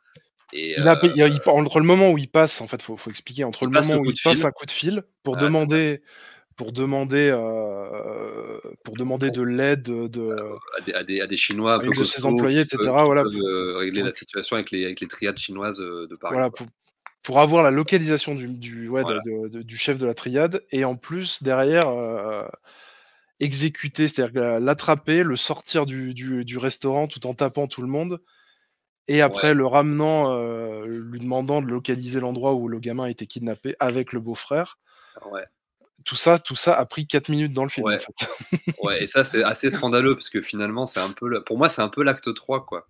C'est-à-dire que c'est la résolution, et en fait ça dure moins de 5 minutes, et pareil, il y a une scène dans le restaurant, une espèce de scène de kung-fu là dans le restaurant, mais c'était trop bien, il fallait faire une scène de kung-fu, mais je veux dire, t'avais la scène de poursuite, la scène de fusillade au milieu. D'ailleurs, pareil, elle est un peu rushée, celle-là aussi, elle est un peu trop courte.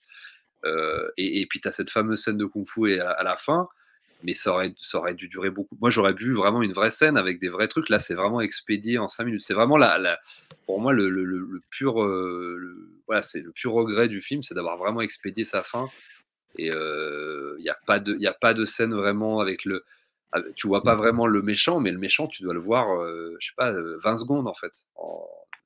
Oui, c'est vrai qu'on voit tous les plans qu'il a, c'est hallucinant. Donc cette fin rushée là, c'est très particulier. Et là, par contre, il y a un vrai souci là, je pense, au niveau du montage de base. Je pense que ça devait durer beaucoup plus longtemps. Je pense que c'est par rapport à ce qu'on disait. Oui, je pense que le film devait atteindre les 2 heures, voire les dépasser. Et du coup, il s'est retrouvé à cutter. Il a dû cutter d'autres endroits, mais là, il a dû cutter salement. Et peut-être aussi qu'il y a eu un dilemme entre se dire, attends, est-ce que là, je suis en train de faire un film d'action, une comédie, un vaudeville, tu vois. Je pense qu'il savait pas trop. Il voulait mettre il voulait doser, un peu tout doser. Il s'est dit, si je mets trop d'action, peut-être que les gens, ils vont pas comprendre. Ils s'attendent à voir une comédie, etc. Je sais pas. Parce que ça reste quand même un film où t'as quand même, parce que dans Les Visiteurs, t'as pas des gunfights, t'as pas des scènes de combat, des trucs comme ça. Enfin, t'as des scènes un peu de combat à l'épée.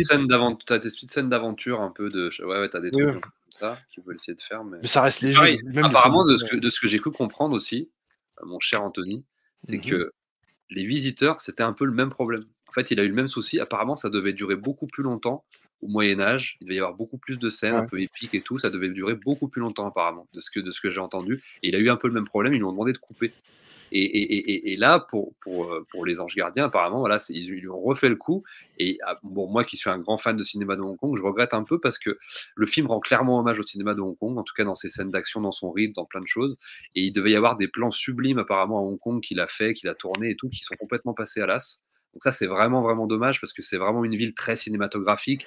Il suffit pratiquement de poser sa caméra, de la filmer, t'as un film. Hein. Enfin, Hong Kong, c'est très cinématographique d'un point de vue... tu vois, c'est une des rares... Il y a des villes comme ça qui sont très cinématographiques, très cinégéniques. Et Hong Kong en fait partie. C'est vraiment dommage. J'aurais vraiment voulu voir ça. Et c'est d'autant plus dommage qu'il a amorcé... Tu sais, il y a quand même... Elle dure longtemps. Les scènes de poursuite, la grande scène de poursuite à Hong Kong au début, elle dure très longtemps. Entre le moment avec le triporteur là, et puis le bateau, ça dure quand même très longtemps. Donc tu sens qu'il y a une envie de faire un film tu vois, de faire un peu de l'action. Et ce qui est très dommage, c'est que tu as ces 5 minutes qui sont ultra rushées à la fin là, où il veut faire sa scène de kung-fu dans un bar, ce qui est une super idée, et ce qui clôturerait un peu le truc. Et il l'a réduit comme ça en 3 secondes. Et il y a une autre scène aussi assez déceptive, c'est la scène de l'assaut des triades dans le club, qui est très très déceptif, parce qu'en fait là, moi j'aurais bien vu une scène à la John Woo avec Depardieu tiré un petit peu au ralenti, tu vois, ça aurait juré un peu, je pense, dans le cinéma français. Je pense que c'est pour ça qu'ils l'ont pas fait d'ailleurs, mais ça aurait été génial qu'il y ait une scène de fusillade un peu plus longue et tout, avec un Depardieu qui tire dans tous les sens et tout dans le bar. Il y avait moyen de faire un truc assez cool. Le ralenti, tu penses que ça a été bienvenu là, parce que alors, peut-être pas le ralenti, mais en tout cas une scène de fusillade à la hongkongaise un peu plus, tu vois, un peu plus péchu. Tu vois, plus rythmé, et puis un peu plus longue, un peu plus, tu vois, où vraiment tu vois Depardieu se prendre des, tu vois, Moi, c'est le fan de Hong Kong qui parle, donc j'aurais voulu du ralenti, mais un peu une scène de fusillade un peu classique aussi, ça aurait été cool. En mode un peu contre-champ, mais un peu plus énervé, ça aurait été sympa. Mais après, est-ce que c'est pas le style du film te dire j'ai pas le temps? En fait, t'as vraiment le film te dit tout le temps j'ai pas le temps. C'est-à-dire qu'il te met plein d'actions, plein de trucs, mais il te dit attends, j'ai pas le temps là. Là, je finis ce que je vais faire, j'ai pas le temps. Là, t'as tout à fait raison. C'est le fan de cinéma de Hong Kong qui parle, mais en fait, t'as tout à fait raison. C'est-à-dire que le propos du film, il est pas là. Je pense qu'il veut. C'est quand même abusé, je trouve. Les deux scènes dont je t'ai parlé, mais effectivement, le côté j'ai pas le temps, tu le ressens à chaque moment, et c'est d'ailleurs pour ça que le film qui dure pratiquement 2 heures, tu le ressens en 1h20 en fait. Oui, c'est ça qui est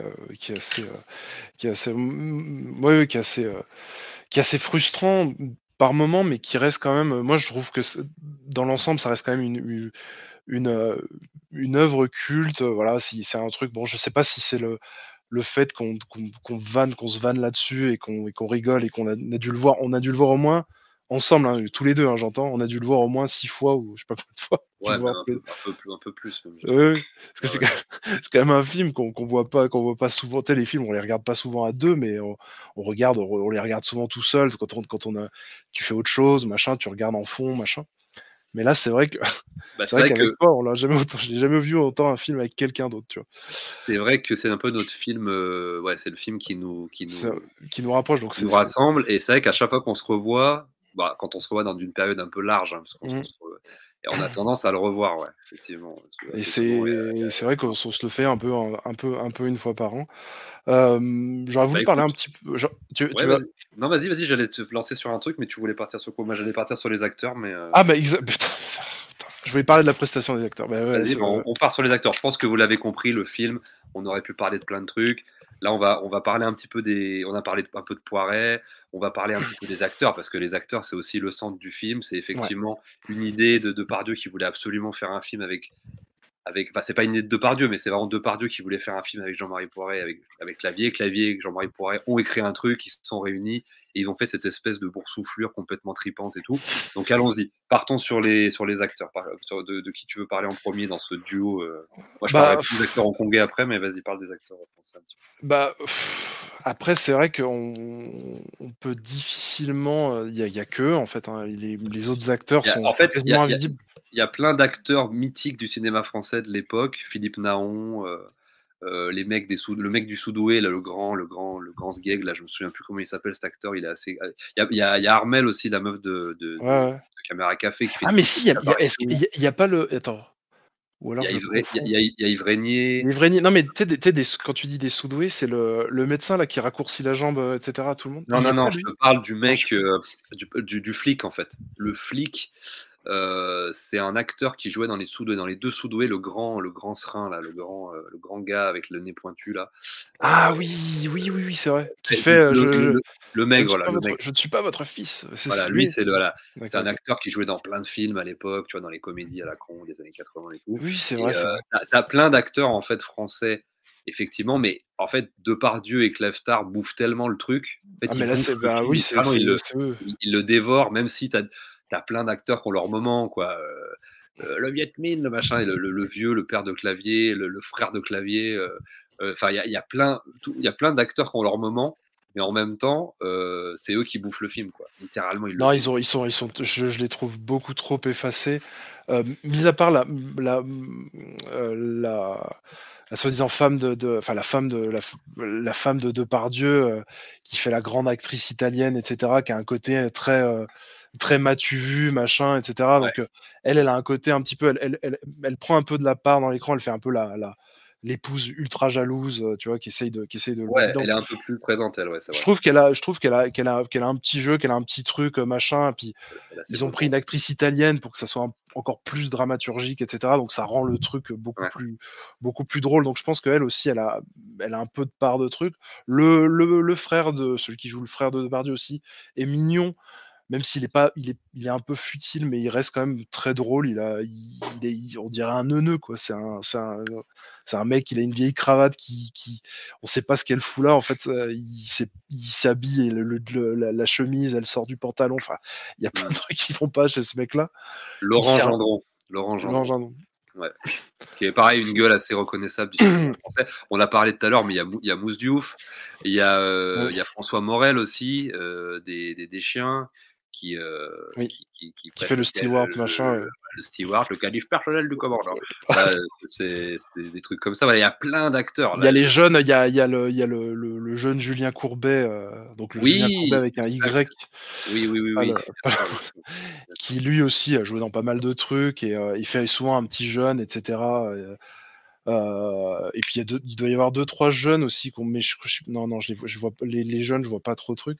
La mère Angelina aussi qui est plutôt que j'aime bien. On aime bien son jeu. Tu me disais que t'aimais bien. Je trouvais qu'elle avait un bon petit jeu sympa.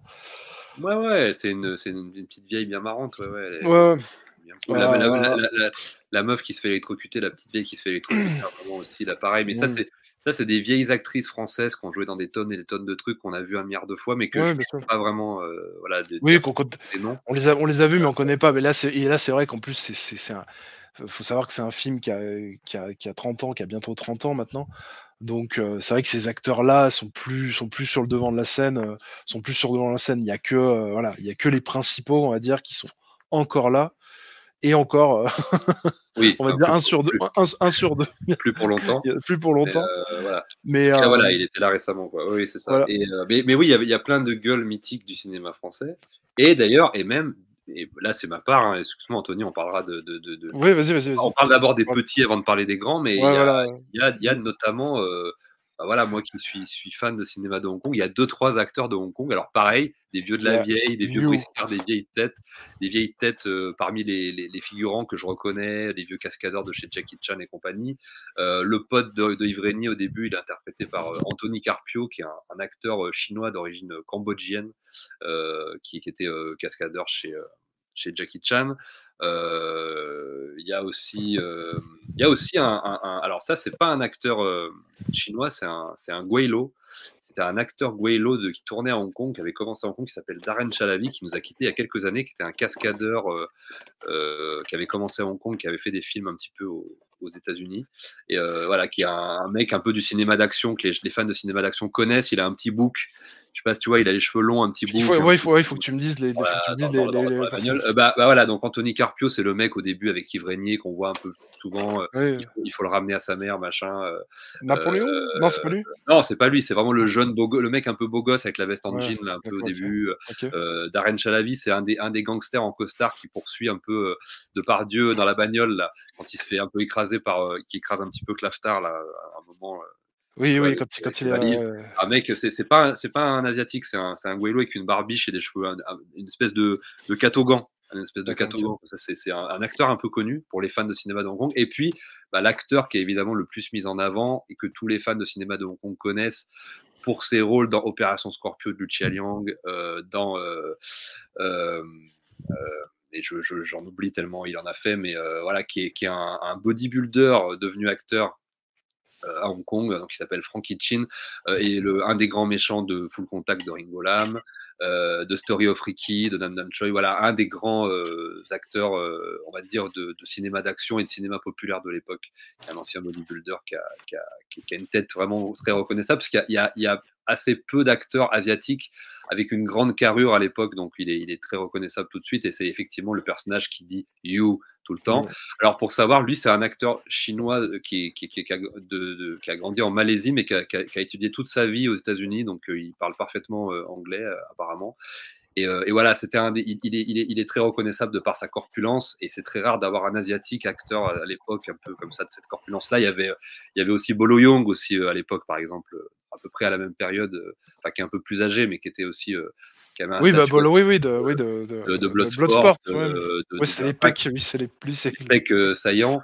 C'était un peu les deux acteurs, les plus musclés, les plus emblématiques de l'époque, qui faisaient des films d'action ou des films où ils faisaient un peu de tout. Ils faisaient même des comédies, ils faisaient vraiment de tout. À Hong Kong, à Hong Kong, fallait tout faire, donc c'était un peu ça. Non, mais là, ils avaient besoin d'un mec imposant qui en plus peut faire peut retourner une tête. C'est vrai que cette scène est vraiment. C'est pas mal, ouais.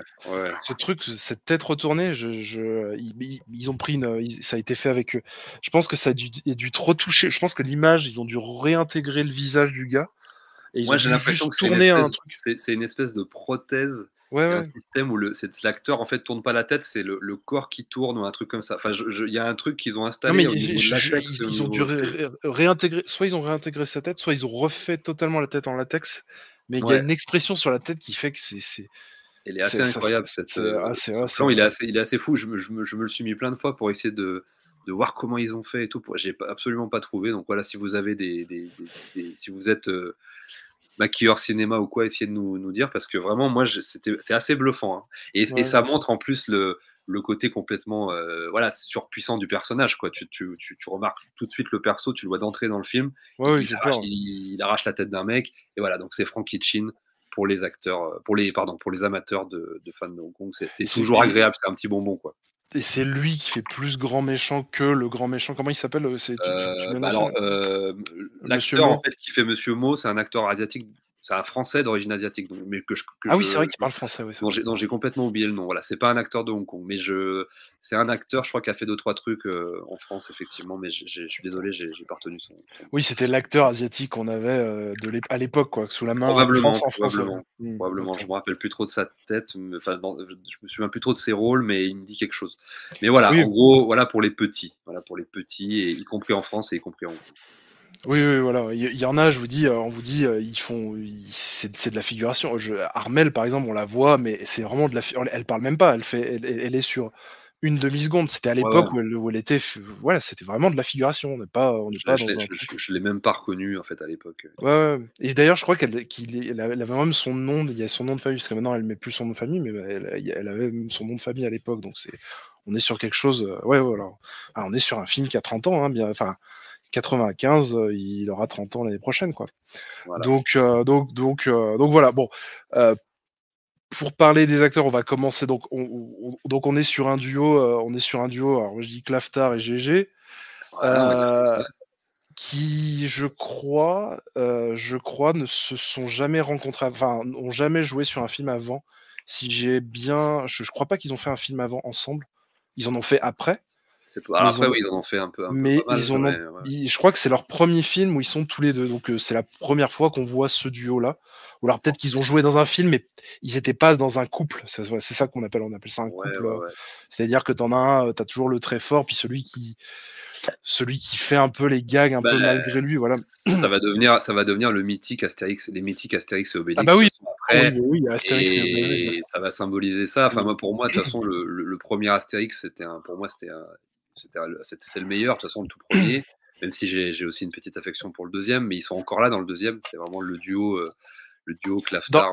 Dans le deuxième, ils sont un peu plus effacés que dans le premier, ça c'est sûr, mais oui, bien sûr.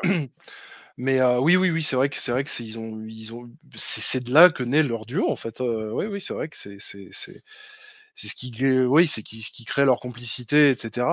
Donc déjà à l'époque, il faut savoir déjà que ces acteurs-là, alors ils tournent toujours. Surtout que Claftar qui doit faire au moins 5 comédies françaises par an, un truc comme ça. À l'époque, ils étaient déjà un peu chevronnés quand même. Ils avaient déjà fait pas mal de trucs. Ils avaient déjà fait des films dans les années 70, 80, tu vois, même début 90, etc. Voilà, bien sûr. C'était déjà des grandes stars à l'époque. Ouais. Alors pour vous dire que maintenant c'est terminé. Bon, ils font des jeux. Enfin, pour moi, ils sont totalement irréprochables dans ce qu'ils font. Ils sont hyper généreux. Il y a vraiment bon, on sent que Clavier est vraiment impliqué dans le film puisqu'il écrit les dialogues avec Poiret. Donc lui, il sait à peu près ce qu'il faut faire, etc. Je sais pas s'il produit, je sais pas s'il a mis un peu des billes là-dedans aussi, mais on sent vraiment c'est un peu ce truc de l'acteur comique qui met sa patte sur le film, Clavier. C'est comme souvent les acteurs comiques, ils veulent mettre un peu de leur identité à eux. Alors que Gérard Depardieu, c'est plus le mec qui vient. De toute façon, il n'était pas prévu dans le cinéma au départ. Il vient un peu pour s'amuser et il fait un peu tout type de film. Et il veut pas forcément faire que de la comédie d'ailleurs. Il a fait plein de choses différentes et il vient un peu pour s'amuser en fonction des rôles qu'on lui propose, là où il va, etc. C'est un peu un aventurier en fait dans sa démarche. Alors que Clavier, c'est vraiment, il veut faire des films de Clavier, un peu comme à l'époque il y avait par exemple De Funès. De Funès mettait beaucoup de lui dans les films qui étaient réalisés par d'autres en fait. C'était vraiment des films de Funès. Il y a vraiment ce truc avec Clavier aussi de faire les films de Clavier. et que tu sens vraiment dans tous les films qu'il fait en général, je trouve. Pour reparler du couple, moi j'aimerais bien comparer un peu ce couple avec le couple Reno Clavier, qui était dans Les Visiteurs et dans l'opération Cornet de Bif de Poiret aussi. Ouais. Sachant que l'opération Cornet de Bif devait être jouée par Depardieu à la place de Jean Reno. Je sais plus pour quelle raison ça s'est pas fait. Il avait peut-être autre chose à faire. J'ignore la raison de ce que j'ai vu dans le making-of. Ouais, ça s'est pas fait. Je trouve que ça aurait été bizarre. Le scénario aurait été un petit peu différent parce que le couple Jean Reno Claftard est beaucoup plus. Il y a un côté soumission. Bon, c'est vrai que dans Les Visiteurs, c'est assez flagrant. Oui, forcément, c'est un gueux et l'autre c'est un machin. Mais même dans Opération Cornet de Bif, alors que il y en a un, c'est un agent secret, l'autre, c'est un espèce de, je sais pas, un docteur, un docteur, ou je sais plus ce que c'est, ouais, un mec. Mais pareil, il y a ce côté supériorité, etc., qu'il y a avec Jean Reno, qui est plutôt sympa dans l'idée, qui marche plutôt bien dans le film. Je pense que ça aurait été bizarre avec Depardieu, maintenant que j'essaie d'imaginer Depardieu dans cette espèce de rôle-là. Ouais, il fait pas très agent secret, en fait, Depardieu. Il fait plus, oui, voilà. Il fait plus bourrin. Là, il joue un gangster, enfin, espèce de gangster un peu repenti, donc ça lui va beaucoup mieux, en fait. Et là, en fait, il y a pas je trouve que les deux acteurs se valent. Il y en a pas un qui est un peu au-dessus de l'autre. Il y a pas une supériorité. Je sens pas une supériorité de Depardieu par rapport à l'autre. Forcément, en action, etc., en testo, oui, il est supérieur, mais il fait autant de conneries. Il a l'air tu sais, il est obligé de mentir, il est obligé de se courber un petit peu face à Claftard de temps en temps. Ce que je trouve plutôt intéressant, parce que ça les met pas ça les met à égalité, je trouve, dans le jeu. Après, c'est pas forcément un mal qu'il y en a un qui soit supérieur à l'autre, mais il y a un côté, voilà, que c'est un couple qui me plaît bien, et qui a aussi on retrouve un peu ce couple aussi dans Astérix, même si là c'est un peu l'inverse, c'est Astérix qui est un peu le dessus, qui est un peu le cerveau du truc, mais on sent pas une supériorité, même, tu vois, même donc c'est pour ça que je trouve ce couple assez intéressant. Ils font des conneries tous les deux. Moi, je suis moins fan, mais après c'est perso, hein. Je suis moins fan du couple. Voilà, il y en a un qui fait toutes les conneries et l'autre qui essaye de toutes les rattraper. Forcément, il y en a un qui est drôle et l'autre qui est un peu moins drôle, quoi, qui essaye de rattraper le truc. Ouais. Tu vois ce que je veux dire? Ouais. J'aime bien quand les deux, et c'est pour ça que les deux ont le même potentiel comique, quoi, tu vois.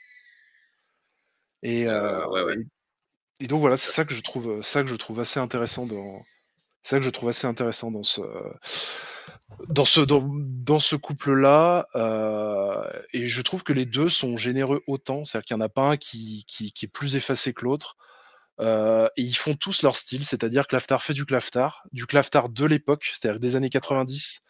On est plus proche d'un, tu vois, La Soif de l'or, par exemple, qui doit être de 90, que on parlera peut-être un jour, d'ailleurs. Ouais, ça serait sympa, que du Qu'est-ce qu'on a fait au bon Dieu, où là le mec est beaucoup plus, voilà, forcément les mecs ils prennent de l'âge, donc ils font plus les mêmes scènes, etc. C'est pas les mêmes styles, ouais. Mais ils donnent une autre prestation, ça se transforme, de toute façon on change au cours de la vie, donc forcément on donne plus. Ouais, moi c'est peut-être ma décennie préférée, ouais, de Clavier, effectivement, les années. Oui, mais c'est ce côté, comme on disait, attention le bouillon. Ouais, il était bien, bel oiseau d'acier. Oui, il était vraiment, oui, c'est ça. Ouais, c'était vraiment sa patte à l'époque, et il avait ses expressions, il avait son truc. Moi, je trouvais qu'il avait un petit côté, il avait un petit côté de Funès dans son style, tu vois. Ouais, on les comparait souvent, en fait, même si de Funès c'est infiniment supérieur, mais on les comparait bien souvent. Non, c'est un autre, c'est un autre style. Du fait de la comparaison, j'ai tendance à dire les gens les comparent souvent, mais effectivement, c'est deux styles qui sont un peu différents, qui marchent quand même beaucoup sur l'énergie. Ouais. Mais il est beaucoup sur l'énergie quand même, Clavier, mais effectivement, c'est deux registres différents. Ouais, c'est vrai. Il est sur l'énergie, mais il fait quand même un mec. Il joue souvent des rôles de quelqu'un qui a envie d'être peinard, en fait, et qui se fait toujours perturber par plein de. Oui, après c'est vrai que il fait souvent des personnages de droite en général, même de Funès, souvent des patrons, des docteurs, ou de classe un peu moyenne, de machin. Et c'est vrai qu'il y avait aussi, c'est aussi pour ça qu'on les comparait, parce qu'il avait un peu repris ce type de comédie. Je crois que c'était Calmos qui en parlait l'émission. Il parlait de Clavier et de Funès, je crois, un peu de cette façon-là. Et c'était assez intéressant, je trouvais, ce qu'il disait. Mais en tout cas, moi, c'est un acteur que j'aime beaucoup. J'aime beaucoup les deux, en fait. Hein. Mais ces deux énergies, effectivement, différentes, mais qui ont tendance, pour moi, dans le film, à vraiment bouffer le film, quoi. Oui, mais il bouffe les autres acteurs, il bouffe le film, mais il ne se bouffe pas entre eux. Il y a vraiment le côté, c'est très équilibré. Et c'est le côté, un peu Astérix et Obélix, Bud Spencer et Terence Hill, un peu, voilà. Il y a ce côté un peu comme ça, quoi, le gros costaud et le petit un peu plus malin, ou un peu plus vif. Ouais. Mais là, mais même il n'y a pas en fait, on sent pas on sent le côté. En fait, ce qui est marrant, c'est la dissonance entre la vie des deux. C'est-à-dire qu'il y en a un qui est hyper ecclésiastique, etc., machin. Et puis l'autre qui est dans la dérive totale. C'est pour ça que il faut pas vraiment, quand on dit qu'il y avait des culs, des machins, des nibards, etc., c'est pas gratuit, en fait. C'est pour montrer, justement, c'est pour que le mec se retrouve dans ce milieu-là, pour qu'un Curton se retrouve au milieu du Crazy Horse, etc., avec des femmes, machin. C'est pour ça que c'est là. Que ce soit gratuit ou pas, moi, ça me dérange pas. C'est toujours plaisant. mais oui, effectivement, t'as raison. C'est pour installer leur personnage, en fait, leur style, leur type et ce qui crée la situation comique, ouais. Et quand effectivement le Clavier se retrouve au milieu des nibards, c'est marrant. Oui, qui touche comme la statue, etc., avec la main. Ramener à sa mère. et puis quand Depardieu se retrouve à l'église, effectivement, c'est marrant aussi, parce qu'il se retrouve dans l'autre. Qui se retrouve dans un truc où il est pas du tout. Il prend le mec, il le jette dans le confessionnal, et puis il se met dans le. Ça, c'est super drôle quand il se met. Parce qu'il pense que ça va être. Il va lui régler le problème en 2-2, que c'est.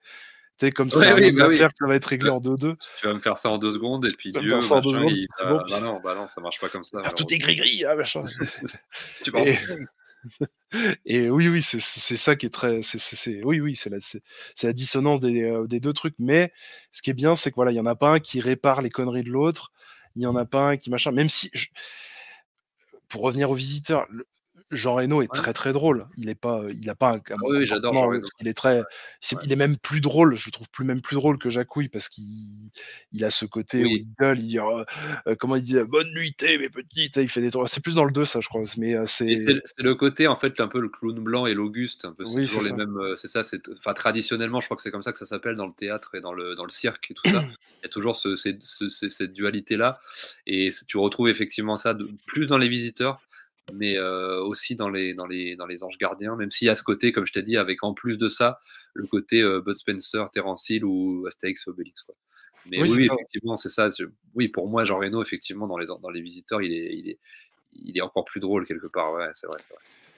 Oui, puis c'est dans les visiteurs, comme je te disais, moi, c'est plus Jacquard qui me fait rire, parce que Jacquard est plus que fait Clavier. Ça se rapproche plus des prestations de Clavier, ça se rapproche plus de. Tout à Jacquard ressemble plus au personnage du père Tarin à Yen, comme dans le jeu d'acteur, effectivement. Qui est que Jacouille, c'est un personnage qu'il a pas l'habitude de faire, à part dans les visiteurs. Il fait pas des espèces de gueux comme ça dégoûtants qui font le machin. Après, c'est bien, ça lui donne un peu plus de. Ouais, je pense qu'il s'est amusé. Oui. Non, mais je pense on sent qu'il est généreux aussi dans ce. Et d'ailleurs, malheureusement, il va un peu trop se servir de la manière dont il a joué Jacouille pour Astérix. C'est qui est un peu dommage dans le premier Astérix, c'est qu'il a tendance à jouer un peu à la Jacouille, alors qu'il va complètement le jouer de manière super calme dans le deuxième Astérix. Je sais pas si tu la différence. Non, je trouve pas. Moi, je pense qu'il abuse un peu je trouve dans le premier Astérix. Je le trouve un peu trop Jacouille sur les bords par moment. Et dans le 2, il va être complètement différent, je trouve. Il y a vraiment ces deux côtés. Je trouve qu'il y a vraiment une différence entre les deux. Alors qu'il y aura peut-être eu un équilibre à trouver, mais après, j'aime beaucoup le film aussi. En tout cas, moi, Clavier, quand j'étais petit, c'était mon acteur comique préféré, avec Louis de Funès côté français, et puis côté américain, Eddie Murphy et Jim Carrey, par exemple. C'était vraiment, il y avait ces quatre-là. On allait voir les films pour eux, quoi. C'était vraiment, voilà. Bah, ouais. On allait voir un film vraiment que pour eux, quoi, presque, en fait. Moi, après, Clavier, c'était plus un. Tu sais, il faisait partie du Splendide, donc je regardais beaucoup plus les trucs du Splendide. Voilà, Ouais. Période Splendide. Moi, c'était la période après, un peu post-Splendide, plutôt, où il était un peu. Oui, quand ils ont fait leur truc solo, quoi. Ouais. C'est pour ça que moi, c'est comme ça que je l'ai connu. Je l'ai connu dans cette époque-là, donc forcément. Et il faisait déjà. Mais il faisait pas ce rôle qu'il avait de mec un peu dans le train-train quotidien, etc. Il avait plus un autre. Il avait un autre personnage, mais il se cherchait encore à l'époque. Mais il fait un travesti, etc. C'est des trucs c'est des trucs qu'il faisait pas forcément avant. Voilà. Maintenant, alors. Depardieu, que dire de ce GG qui, ça a rien de présenter ce mec. Mais on va juste dire comment nous on l'a ressenti, en fait, si tu veux. Comment nous on l'a connu. Français et... Comme nous on l'a connu. Putain, je pourrais pas te dire dans quoi je l'ai vu en premier. Mais je crois que... vas-y. Je crois que je l'ai vu.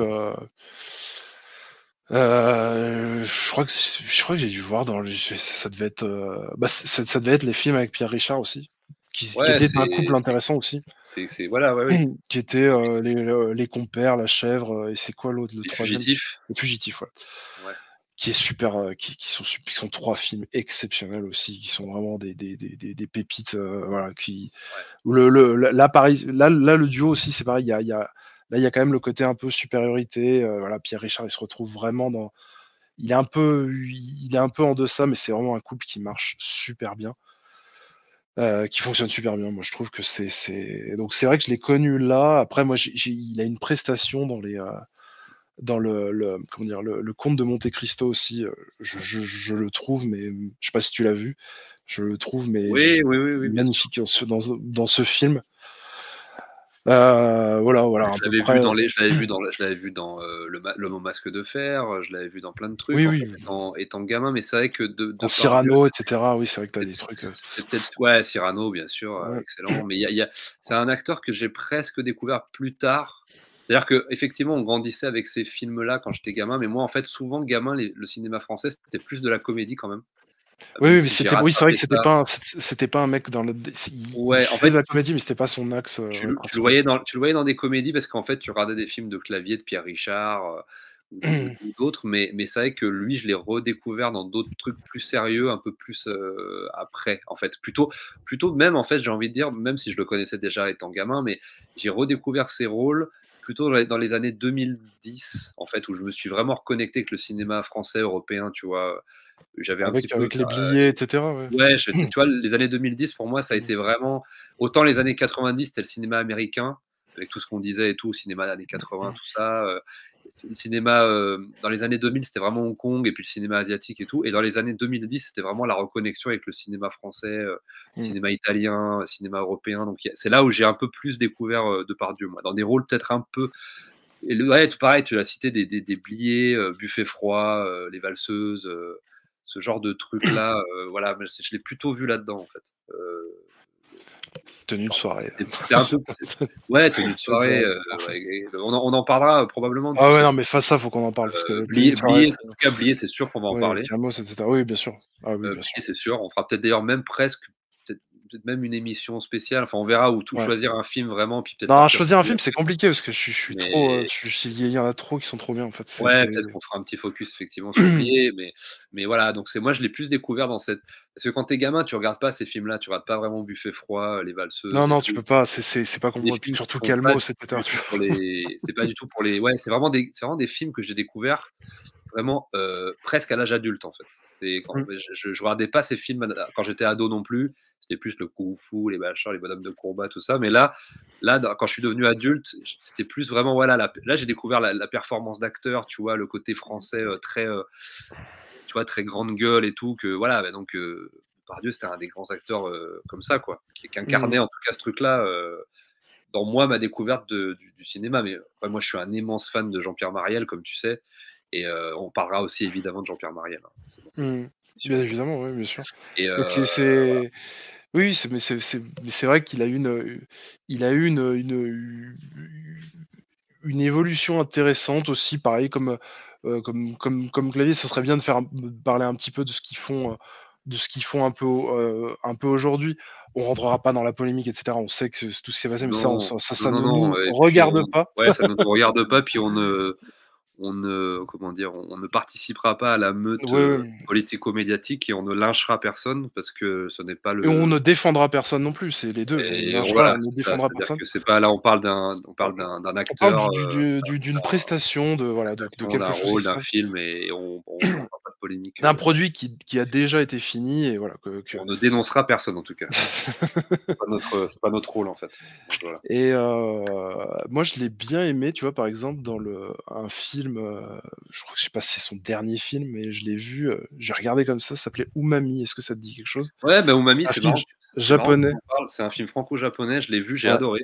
Et c'est marrant parce que j'en avais parlé cette année sur la chaîne du Guide Barbu, que j'embrasse aussi, un youtubeur aussi qui m'a invité plusieurs fois et on avait fait le top des films de l'année 2023, très compliqué parce que moi je vais rarement au cinéma et je voulais caler un peu de films français, américains un petit peu. Bon, c'était pas une année, c'était même pas sur l'année, c'était sur le mois de mai spécifiquement. Il voulait que je fasse un top mois de mai, c'était très compliqué, mais j'avais glissé comme ça Umami effectivement parce que j'aime beaucoup Gérard Depardieu en tant qu'acteur et tout, et même en tant que. Mais je l'ai trouvé très. C'était pas hyper drôle, mais c'était assez marrant de le voir un peu se dépatouiller dans un monde. Alors que lui, il est très français, etc. Qui se retrouve, qui doit être une immense star là-bas au Japon. J'imagine. J'imagine, ouais. Que les mecs, c'est comme des Delon, des machins. Ça doit être des légendes. Ils ont des statues là-bas. Delon, c'est sûr. Depardieu, je sais pas, mais c'est possible. Oui, non, mais on est sur un acteur qui est connu internationalement sur tous les continents, tu vois, quasiment. Ouais. Et on est sur Donc c'est vrai que j'ai trouvé ça, j'ai trouvé que cette petite collaboration, ce petit truc avec un petit Pierre Richard aussi très mignon. Tu vois, c'était pas le duo non plus, il y avait pas le duo de l'époque, mais ça faisait plaisir de le revoir, etc. Moi j'aime bien ce qu'ils sont devenus parce qu'ils jouent d'autres rôles forcément, ils font plus des cascades dans des hors-bords, etc., des machins, mais ou avec des triporteurs dans des escaliers à Hong Kong, mais ça reste comment expliquer? Je sais pas, ça reste mignon, on est plus dans le dialogue, on est plus dans les trucs, mais c'est des jeux qui sont hyper drôles. C'est des mecs qui restent quand même, qui ont quand même un ressort comique ou même touchant, c'est-à-dire qu'ils sont moins dans dans l'action. Enfin, dans le mouvement, on va dire, mais c'est plus une incarnation. Il y a des textes et au niveau de la dramaturgie et de tout ça. Ouais. Tu vois, il y a des scènes que je trouve hyper drôles, par exemple dans Saint-Amour. J'aimerais bien qu'on parle de ça. Ah oui, Saint-Amour, un jour on en parlera. Saint-Amour, où il est, à un moment, je sais pas quoi, il se tape une meuf, puis il est couché, en fait, tu le vois pas. Tu vois pas la meuf dessous, il est tellement gros qu'en fait il est à plat ventre comme ça, et d'un coup il se retire et là tu vois la meuf qui est dessous, qui est sous lui. Enfin c'est des trucs à mourir de rire, tu vois, ils ont joué vraiment avec le corps du gars actuellement, ils peuvent encore faire des trucs ou Matmut, etc. Il joue dans beaucoup de films de Gustave de Kerven, lui, il joue dans 2-3 films machin. Ouais. Dans Matmut, il est à mourir, c'est un peu dérangeant comme truc, comme film un peu. Je sais pas si tu l'as vu. Oui, de toute façon, il y a quand même ce côté un peu toujours dérangeant avec ses rôles et tout, ça c'est vrai. Et c'est un mec qui fait un peu de tout. Il a joué DSK aussi, tu sais. C'est un mec. Ouais. Tu sais, il a fait. Il a joué aux États-Unis, il a joué en. Bien sûr, il a fait des choses assez différentes. Ouais. Il est assez bon dans la biographie, etc. Dans le comment dire la retranscription. Oui, comme on dit quand tu refais une œuvre, enfin quand tu recrées une œuvre, etc. Comme je te dis, le Comte de Monte Cristo, etc. Tout ça. Merde, je sais plus. Réadaptation. La réadaptation. Ouais, merci. On commence à être un peu fatigué. Hein. Non, mais oui. On va pas tarder d'ailleurs à plier, mais oui, c'est normal. Hein, on cherche nos mots, c'est normal. Ouais, je trouve que il reste toujours bon. Après, pour voir ce que fait Clavier maintenant actuellement, je suis un peu moins fan. Il y a des trucs qui me font rire, mais le jeu, moi, en fait, si tu veux, ce qui est bien avec Depardieu, c'est qu'il fait un espèce de, il fait pas du comique un peu burlesque, tu sais, il fait pas ce côté, il rentre pas dans ce truc-là. C'est pas un acteur comique en fait. Ouais, voilà. C'est vraiment un acteur. Donc, oui, mais il sait faire des trucs drôles.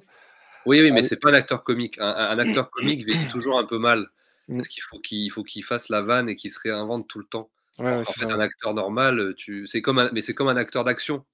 Tu vois, l'acteur comique a le même problème de l'acteur d'action. C'est deux cases en fait qui ne peuvent que mal vieillir parce que c'est très difficile de se réinventer, de durer. Regarde un Schwarzenegger, un Steven Seagal. Tu vois, ça fait 20 ans qu'il fait les mêmes films. Et Dieu sait si j'aime Steven Seagal. On ne parlera pas en mal de Steven Seagal sur cette chaîne, je vous préviens. Mais voilà, c'était très difficile de se réinventer. Et au bout d'un moment, il faut même s'arrêter parce que c'est très compliqué. Il faut s'appeler Jackie Chan pour se réinventer. Et encore, il est même encore c'est un peu compliqué, mais il arrive encore à le faire. Mais dans un registre où, par exemple, moi, je cite des Chinois, mais Stephen Chow, même dans la comédie, se réinvente parce qu'il passe derrière la caméra, il fait autre chose. Et malheureusement, quand tu veux faire que rester devant la caméra, et ben, tu as des trucs pathétiques comme, effectivement, Clavier ou Schwarzenegger, même, hein, qu'on peut citer, même ce type d'acteur dans deux catégories différentes, qui est l'action et la comédie, mais ça se rejoint au niveau de la durabilité, quoi. Dans le temps, c'est très difficile à maintenir ce type de personnage. Ça devient même lassant, en fait. Donc moi, c'est un peu la symétrie que je ferais entre ces deux types de cinéma et d'acteurs de ce cinéma, c'est que c'est très difficile de durer, en fait. Et Clavier a un peu ce problème. Moi, je l'aime encore toujours dans son jeu d'acteur, j'avoue. Même les films les plus nuls, et Dieu sait s'il en fait. Mais après, j'aime bien son jeu quand même. C'est un jeu qui me fait quand même plaisir. Il se colle un peu cette étiquette maintenant de personnage un peu réac, et les gens ils veulent voir ça, donc il fait beaucoup de trucs comme ça. Il joue un peu là-dessus, ouais. Il joue un peu là-dessus sur ces trucs-là. Il va y avoir un film qui va sortir avec Bourdon. On reparlera de Bourdon aussi un jour. Des inconnus, machin. Mais c'est un peu ce qu'ils ont c'est-à-dire je trouve qu'il y a une comme tu dis, ouais, c'est des trucs, tu peux pas le faire sur le long terme. Il y a une sorte de décrépitude du gars qui devient limite un peu pathétique. Et alors on voit plus une espèce de petite boule sur pattes. Tu vois ce que je veux dire? Oui, parce qu'il il a pris un peu plus de poids, il est un peu moins vif, alors qu'à l'avant, la vivacité, c'est un petit peu ce qui le caractérisait aussi. Et là, c'est vrai moi, je le trouve toujours drôle, il me fait toujours marrer. Mais c'est vrai que je vois ce que tu veux dire. Non, mais vif, tu vois, mais tu peux rester quand même vif dans tes paroles, dans tes machins, tu vois. Oui, il y a un petit peu de corps avant. Il y avait un petit peu de corps avec oui, voilà. Un peu comme De Funès. Il y avait un peu. Je te dis, quand il faisait ce, quand il disait le bouillon, tu vois ce truc, c'était ce truc là, bel oiseau de fer. Non, mais ça me fait mourir. C'est des petits trucs qui me font mourir. C'est pour ça qu'on l'aime bien d'ailleurs. C'est parce que c'est des trucs qui fait un peu moins. Il fait un peu moins ce truc-là. Alors que tu vois, GG de son côté, il va continuer à faire ses grandes phrases, ses machins. Oui, parce que c'est pas, voilà, encore une fois, on revient, c'est pas un acteur comique, c'est un acteur. Voilà, c'est ça. C'est pas un acteur d'action et tu le mets dans aucune case en fait. Donc voilà, c'est la différence. Donc c'est automatiquement les directions sont différentes.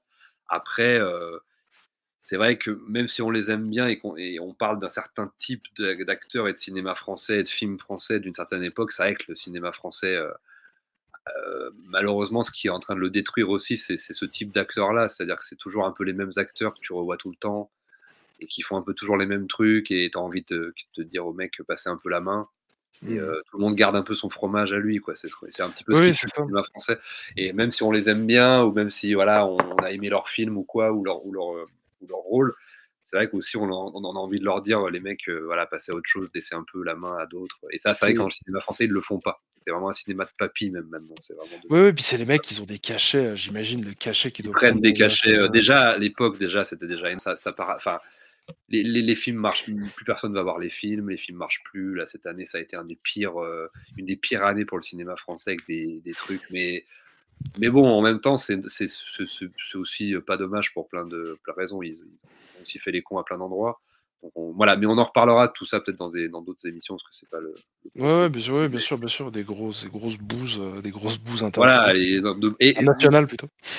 au milieu de ces bouses que je sais tu regardes un petit peu plus que moi et que par moment je regarde, mais très rarement, parce que je fais quand même un trou de balle au cinéma français actuel régulièrement sur ma chaîne YouTube et sur la chaîne des autres, mais il reste quand même toujours un peu ces acteurs, voilà, il reste toujours un peu cette gouaille un peu à la française, cette façon de parler, de ce texte, c'est vieux, voilà, et puis même parmi la jeune génération, même par moment, on retrouve un peu ça, cette espèce d'état d'esprit à la française, cette manière de jouer, qu'il faut pas qu'on perde, même dans les pires boosts, tu vois, il y a toujours un truc que toi et moi, on arrive à capter comme ça, un petit sel, un petit jus, je trouve à chaque fois, et tu le captes aussi bien, même parmi les jeunes, quoi, même parmi des tout jeunes acteurs, où tu sais que c'est des films pas terribles et tout, mais il y a encore ce truc-là, quoi, cette façon très française de. Oui, des fois il y a toujours un petit truc à prendre, mais il y en a où on se fait.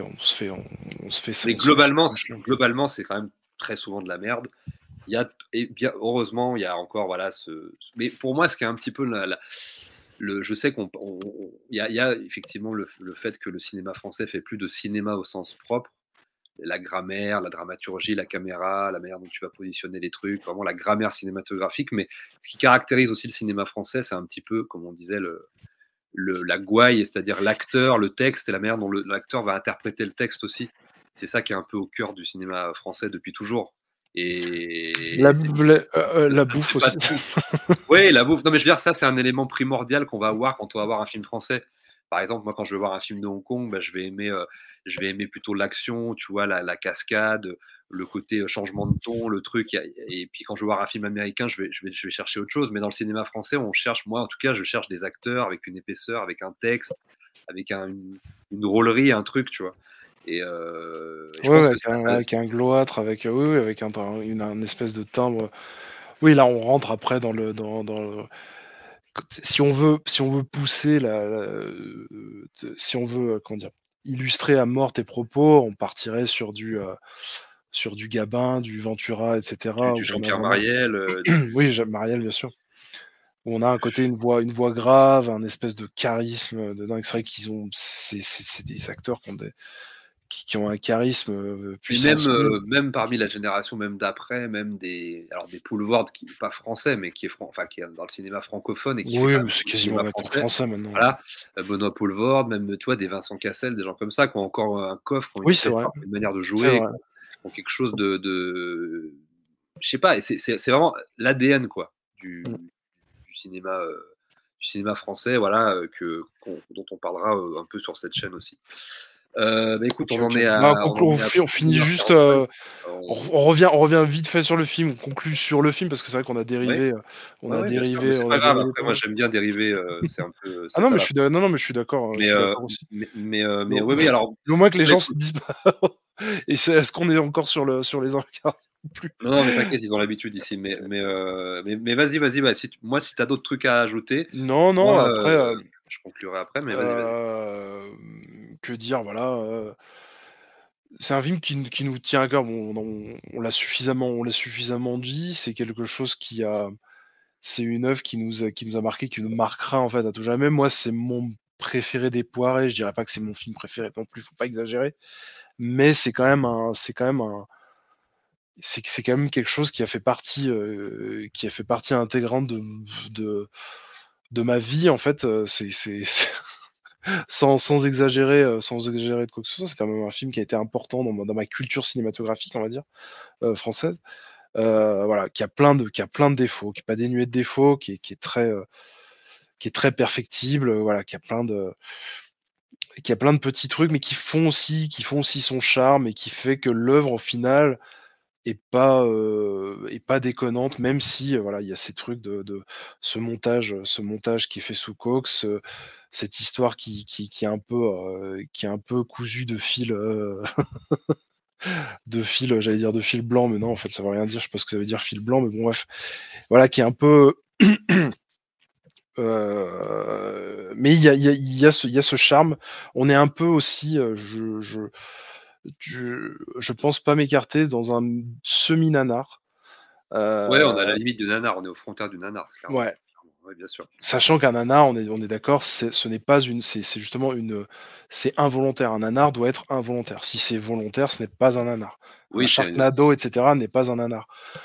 C'est presque des comédies en fait. Genre, quand c'est pas souhaité par le réalisateur et que le réalisateur veut faire quelque chose de bien, c'est un nanar. Voilà, faut bien préciser ça. Et puis un nanar, c'est aussi une œuvre qui échappe un peu à son auteur, un peu comme une créature de Frankenstein, comme ça, qui part un peu dans tous les sens et qui alors soit le mec va jusqu'au bout de son truc et c'est n'importe quoi, mais en même temps c'est tellement personnel que ça fait kiffer. Soit voilà, comme on disait, la créature échappe à son créateur. Il y a un peu ce côté-là aussi dans Les Anges Gardiens quand même.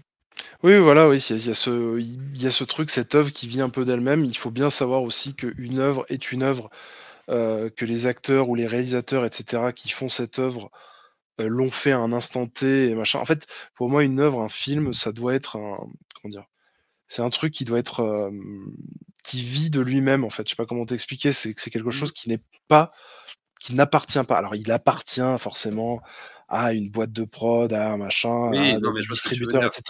Ça échappe, oui, au niveau de la loi, mais au niveau de l'art, il n'appartient ni au spectateur, ni au producteur, etc. C'est quelque chose qui a été créé, qui est lâché. C'est une bulle comme ça qui est lâchée dans la nature et qui vit toute seule et qui ne dépend de rien, etc. Et que voilà. Voilà, c'est pour ça que voilà, il faut bien dénuer tous les trucs. Poiret, il a fait des trucs de merde. Le Dernier Visiteur est une bouse infâme. Il a fait deux trois autres films avant qui étaient pas ouf, même si j'aime bien en général toute sa filmographie, sympa. Tu m'avais fait voir le truc des copains là que j'ai bien aimé aussi, qui est très sympa, avec plein d'acteurs, genre des Gérard Lanvin, il y a Claftard aussi, il y a Daroussin, il y a mon chouchou Bakri aussi. Bakri, ouais, bien sûr. Ouais. Il faudrait qu'on parle aussi. Dont on va parler, bien sûr. Ouais, bien sûr. Bakri, bien sûr. Et ce qui est marrant, c'est qu'ils ont tous 3 ans, quoi. Et voilà, c'est un film on s'éloigne de ce que faisait Poiret après, quoi. On est très loin. On n'est pas encore dans ce qu'il va faire, en tout cas. Ouais, voilà, ouais. Même s'il y a une ou deux scènes qui est assez marrante avec le vélo, etc. C'est plutôt théâtre. Enfin, c'est un peu plus du théâtre filmé, comme la comédie française Plan-Plan, un peu de l'époque. C'est pas encore le Poiret qui s'amuse avec ses caméras et qui fait des films d'action et de gamins, quoi. Qui s'amuse comme un gamin, c'est autre chose. C'est autre chose. Non, mais voilà, on est sur une œuvre. Voilà, on est dans l'âge d'or. On est vraiment pile dans l'âge d'or de Poiret, dans ce qu'il pourra faire de mieux.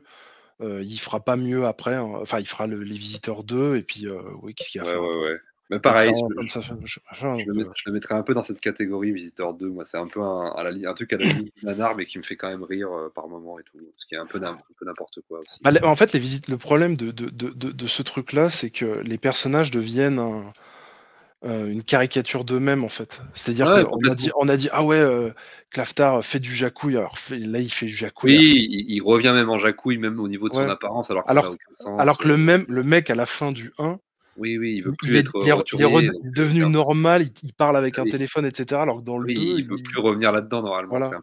C'était le parcours de son personnage. Voilà, c'est ça. Ouais. C'est pour ça que c'est débile, quoi. Ça devient des pastiches comme ça. C'est bon, bah écoute. Est-ce que tu as d'autres choses à rajouter? Parce que moi, je crois que je vais conclure là, parce que ça fait un bon moment qu'on en parle, mais vas-y, si tu as autre chose à dire. Non, pas qui me vienne à l'esprit. Moi, je pense que j'ai passé, dans l'ensemble, j'ai passé un bon moment. Mais vas-y, dis. Tant mieux. Bah écoute, je te remercie déjà beaucoup de m'avoir accompagné pour cette première. J'espère que ça t'a plu. On en refera quand on aura le temps. Il n'y aura pas de rythme. Il n'y aura pas de rythme d'émission, on fera un peu ça, c'est un peu à la bonne franquette quand on a envie de parler d'un film ou d'un sujet, et qu'en fonction des emplois du temps, parce qu'on a quand même une vie aussi, on n'est pas journaliste, quoi. Donc on n'est pas payé pour ça, on est totalement amateur, on fait ça pour le plaisir, comme dirait le plaisir. Voilà, exactement. Donc écoutez, en tout cas, on espère que cette émission vous aura plu. Que vous aurez appris 2-3 trucs, ça serait bien. Puis... 2-3 trucs. Après, il faut bien rappeler aussi que on essaye d'être le plus exhaustif possible, mais on n'atteindra jamais. On a peut-être oublié quelques anecdotes, on a peut-être oublié quelques trucs, voilà, comme quoi, je sais pas, le film a été des fois un peu, ils se sont fait un peu sur le tournage, ils se sont fait un peu racketter par la mafia chinoise. Enfin, il y a plein de trucs, il y a plein d'anecdotes sur le tournage dont qu'on a esquivé parce qu'on s'est laissé un peu emporter dans plein de trucs, et puis l'émission, je crois qu'elle dure 2 heures. Enfin, elle dure déjà 2 heures, je pense. Elle dure 2 heures, de toute façon. Elle dure déjà 2 heures. Mais voilà, il y a plein de trucs qu'on a oubliés, donc voilà, on essaye, même si on n'est pas exhaustif, qu'est-ce qu'est-ce que ça fait. Non, c'est pas grave. De toute façon, mais t'inquiète pas. Ils ont ici. Il manque des éléments. Voilà. Les gens qui me suivent savent très bien tout ça. Donc t'inquiète pas. Ça... On donne notre ressenti en fait. C'est ça l'important. Ouais, on dit comment nous on a ressenti le truc. Voilà. Après, on met nos propres hypothèses, nos propres trucs. On dit comment. Voilà, c'est ça qui est important. Voilà. Voilà, puis c'est surtout une émission moi que j'étais content de faire, de lancer avec toi parce que je voyais pas d'autres personnes avec qui en parler parce que clairement je partage assez rarement ça avec d'autres gens sur ce type de cinéma-là. Même si évidemment j'ai des potes, y compris sur YouTube, qui me comprennent, mais je suis déjà sur d'autres trucs avec eux. Donc voilà, je voulais vraiment aussi. C'est la première fois que j'invite vraiment un ami proche en fait, et c'est un exercice finalement qui était cool. Je pensais que ça ferait plus bizarre que ça, mais finalement. On verra l'écoute après. Ouais, si on arrive à se réécouter, on verra. Mais en tout cas, non, je te remercie. Et puis. Au plaisir. Et puis vivement la prochaine. Tu me diras ce que tu veux faire. On fera un truc cool et chouette pour la prochaine. On verra. En tout cas, on va vous laisser là-dessus. On vous souhaite encore une fois une bonne année, une bonne santé, parce que on est le premier. On est le 2 maintenant. On est le 2, mais oui, c'est vrai qu'on est. Ouais, je sais pas quand vous aurez l'émission, mais en tout cas, on l'enregistre entre le 1er et le 2, on va dire, la nuit entre le 1er et le 2. Et écoutez, on vous embrasse, buvez des canons, mangez du frometon et puis kiffez la vie parce que c'est le plus important. Voilà. À bientôt, prenez soin de vous. À bientôt.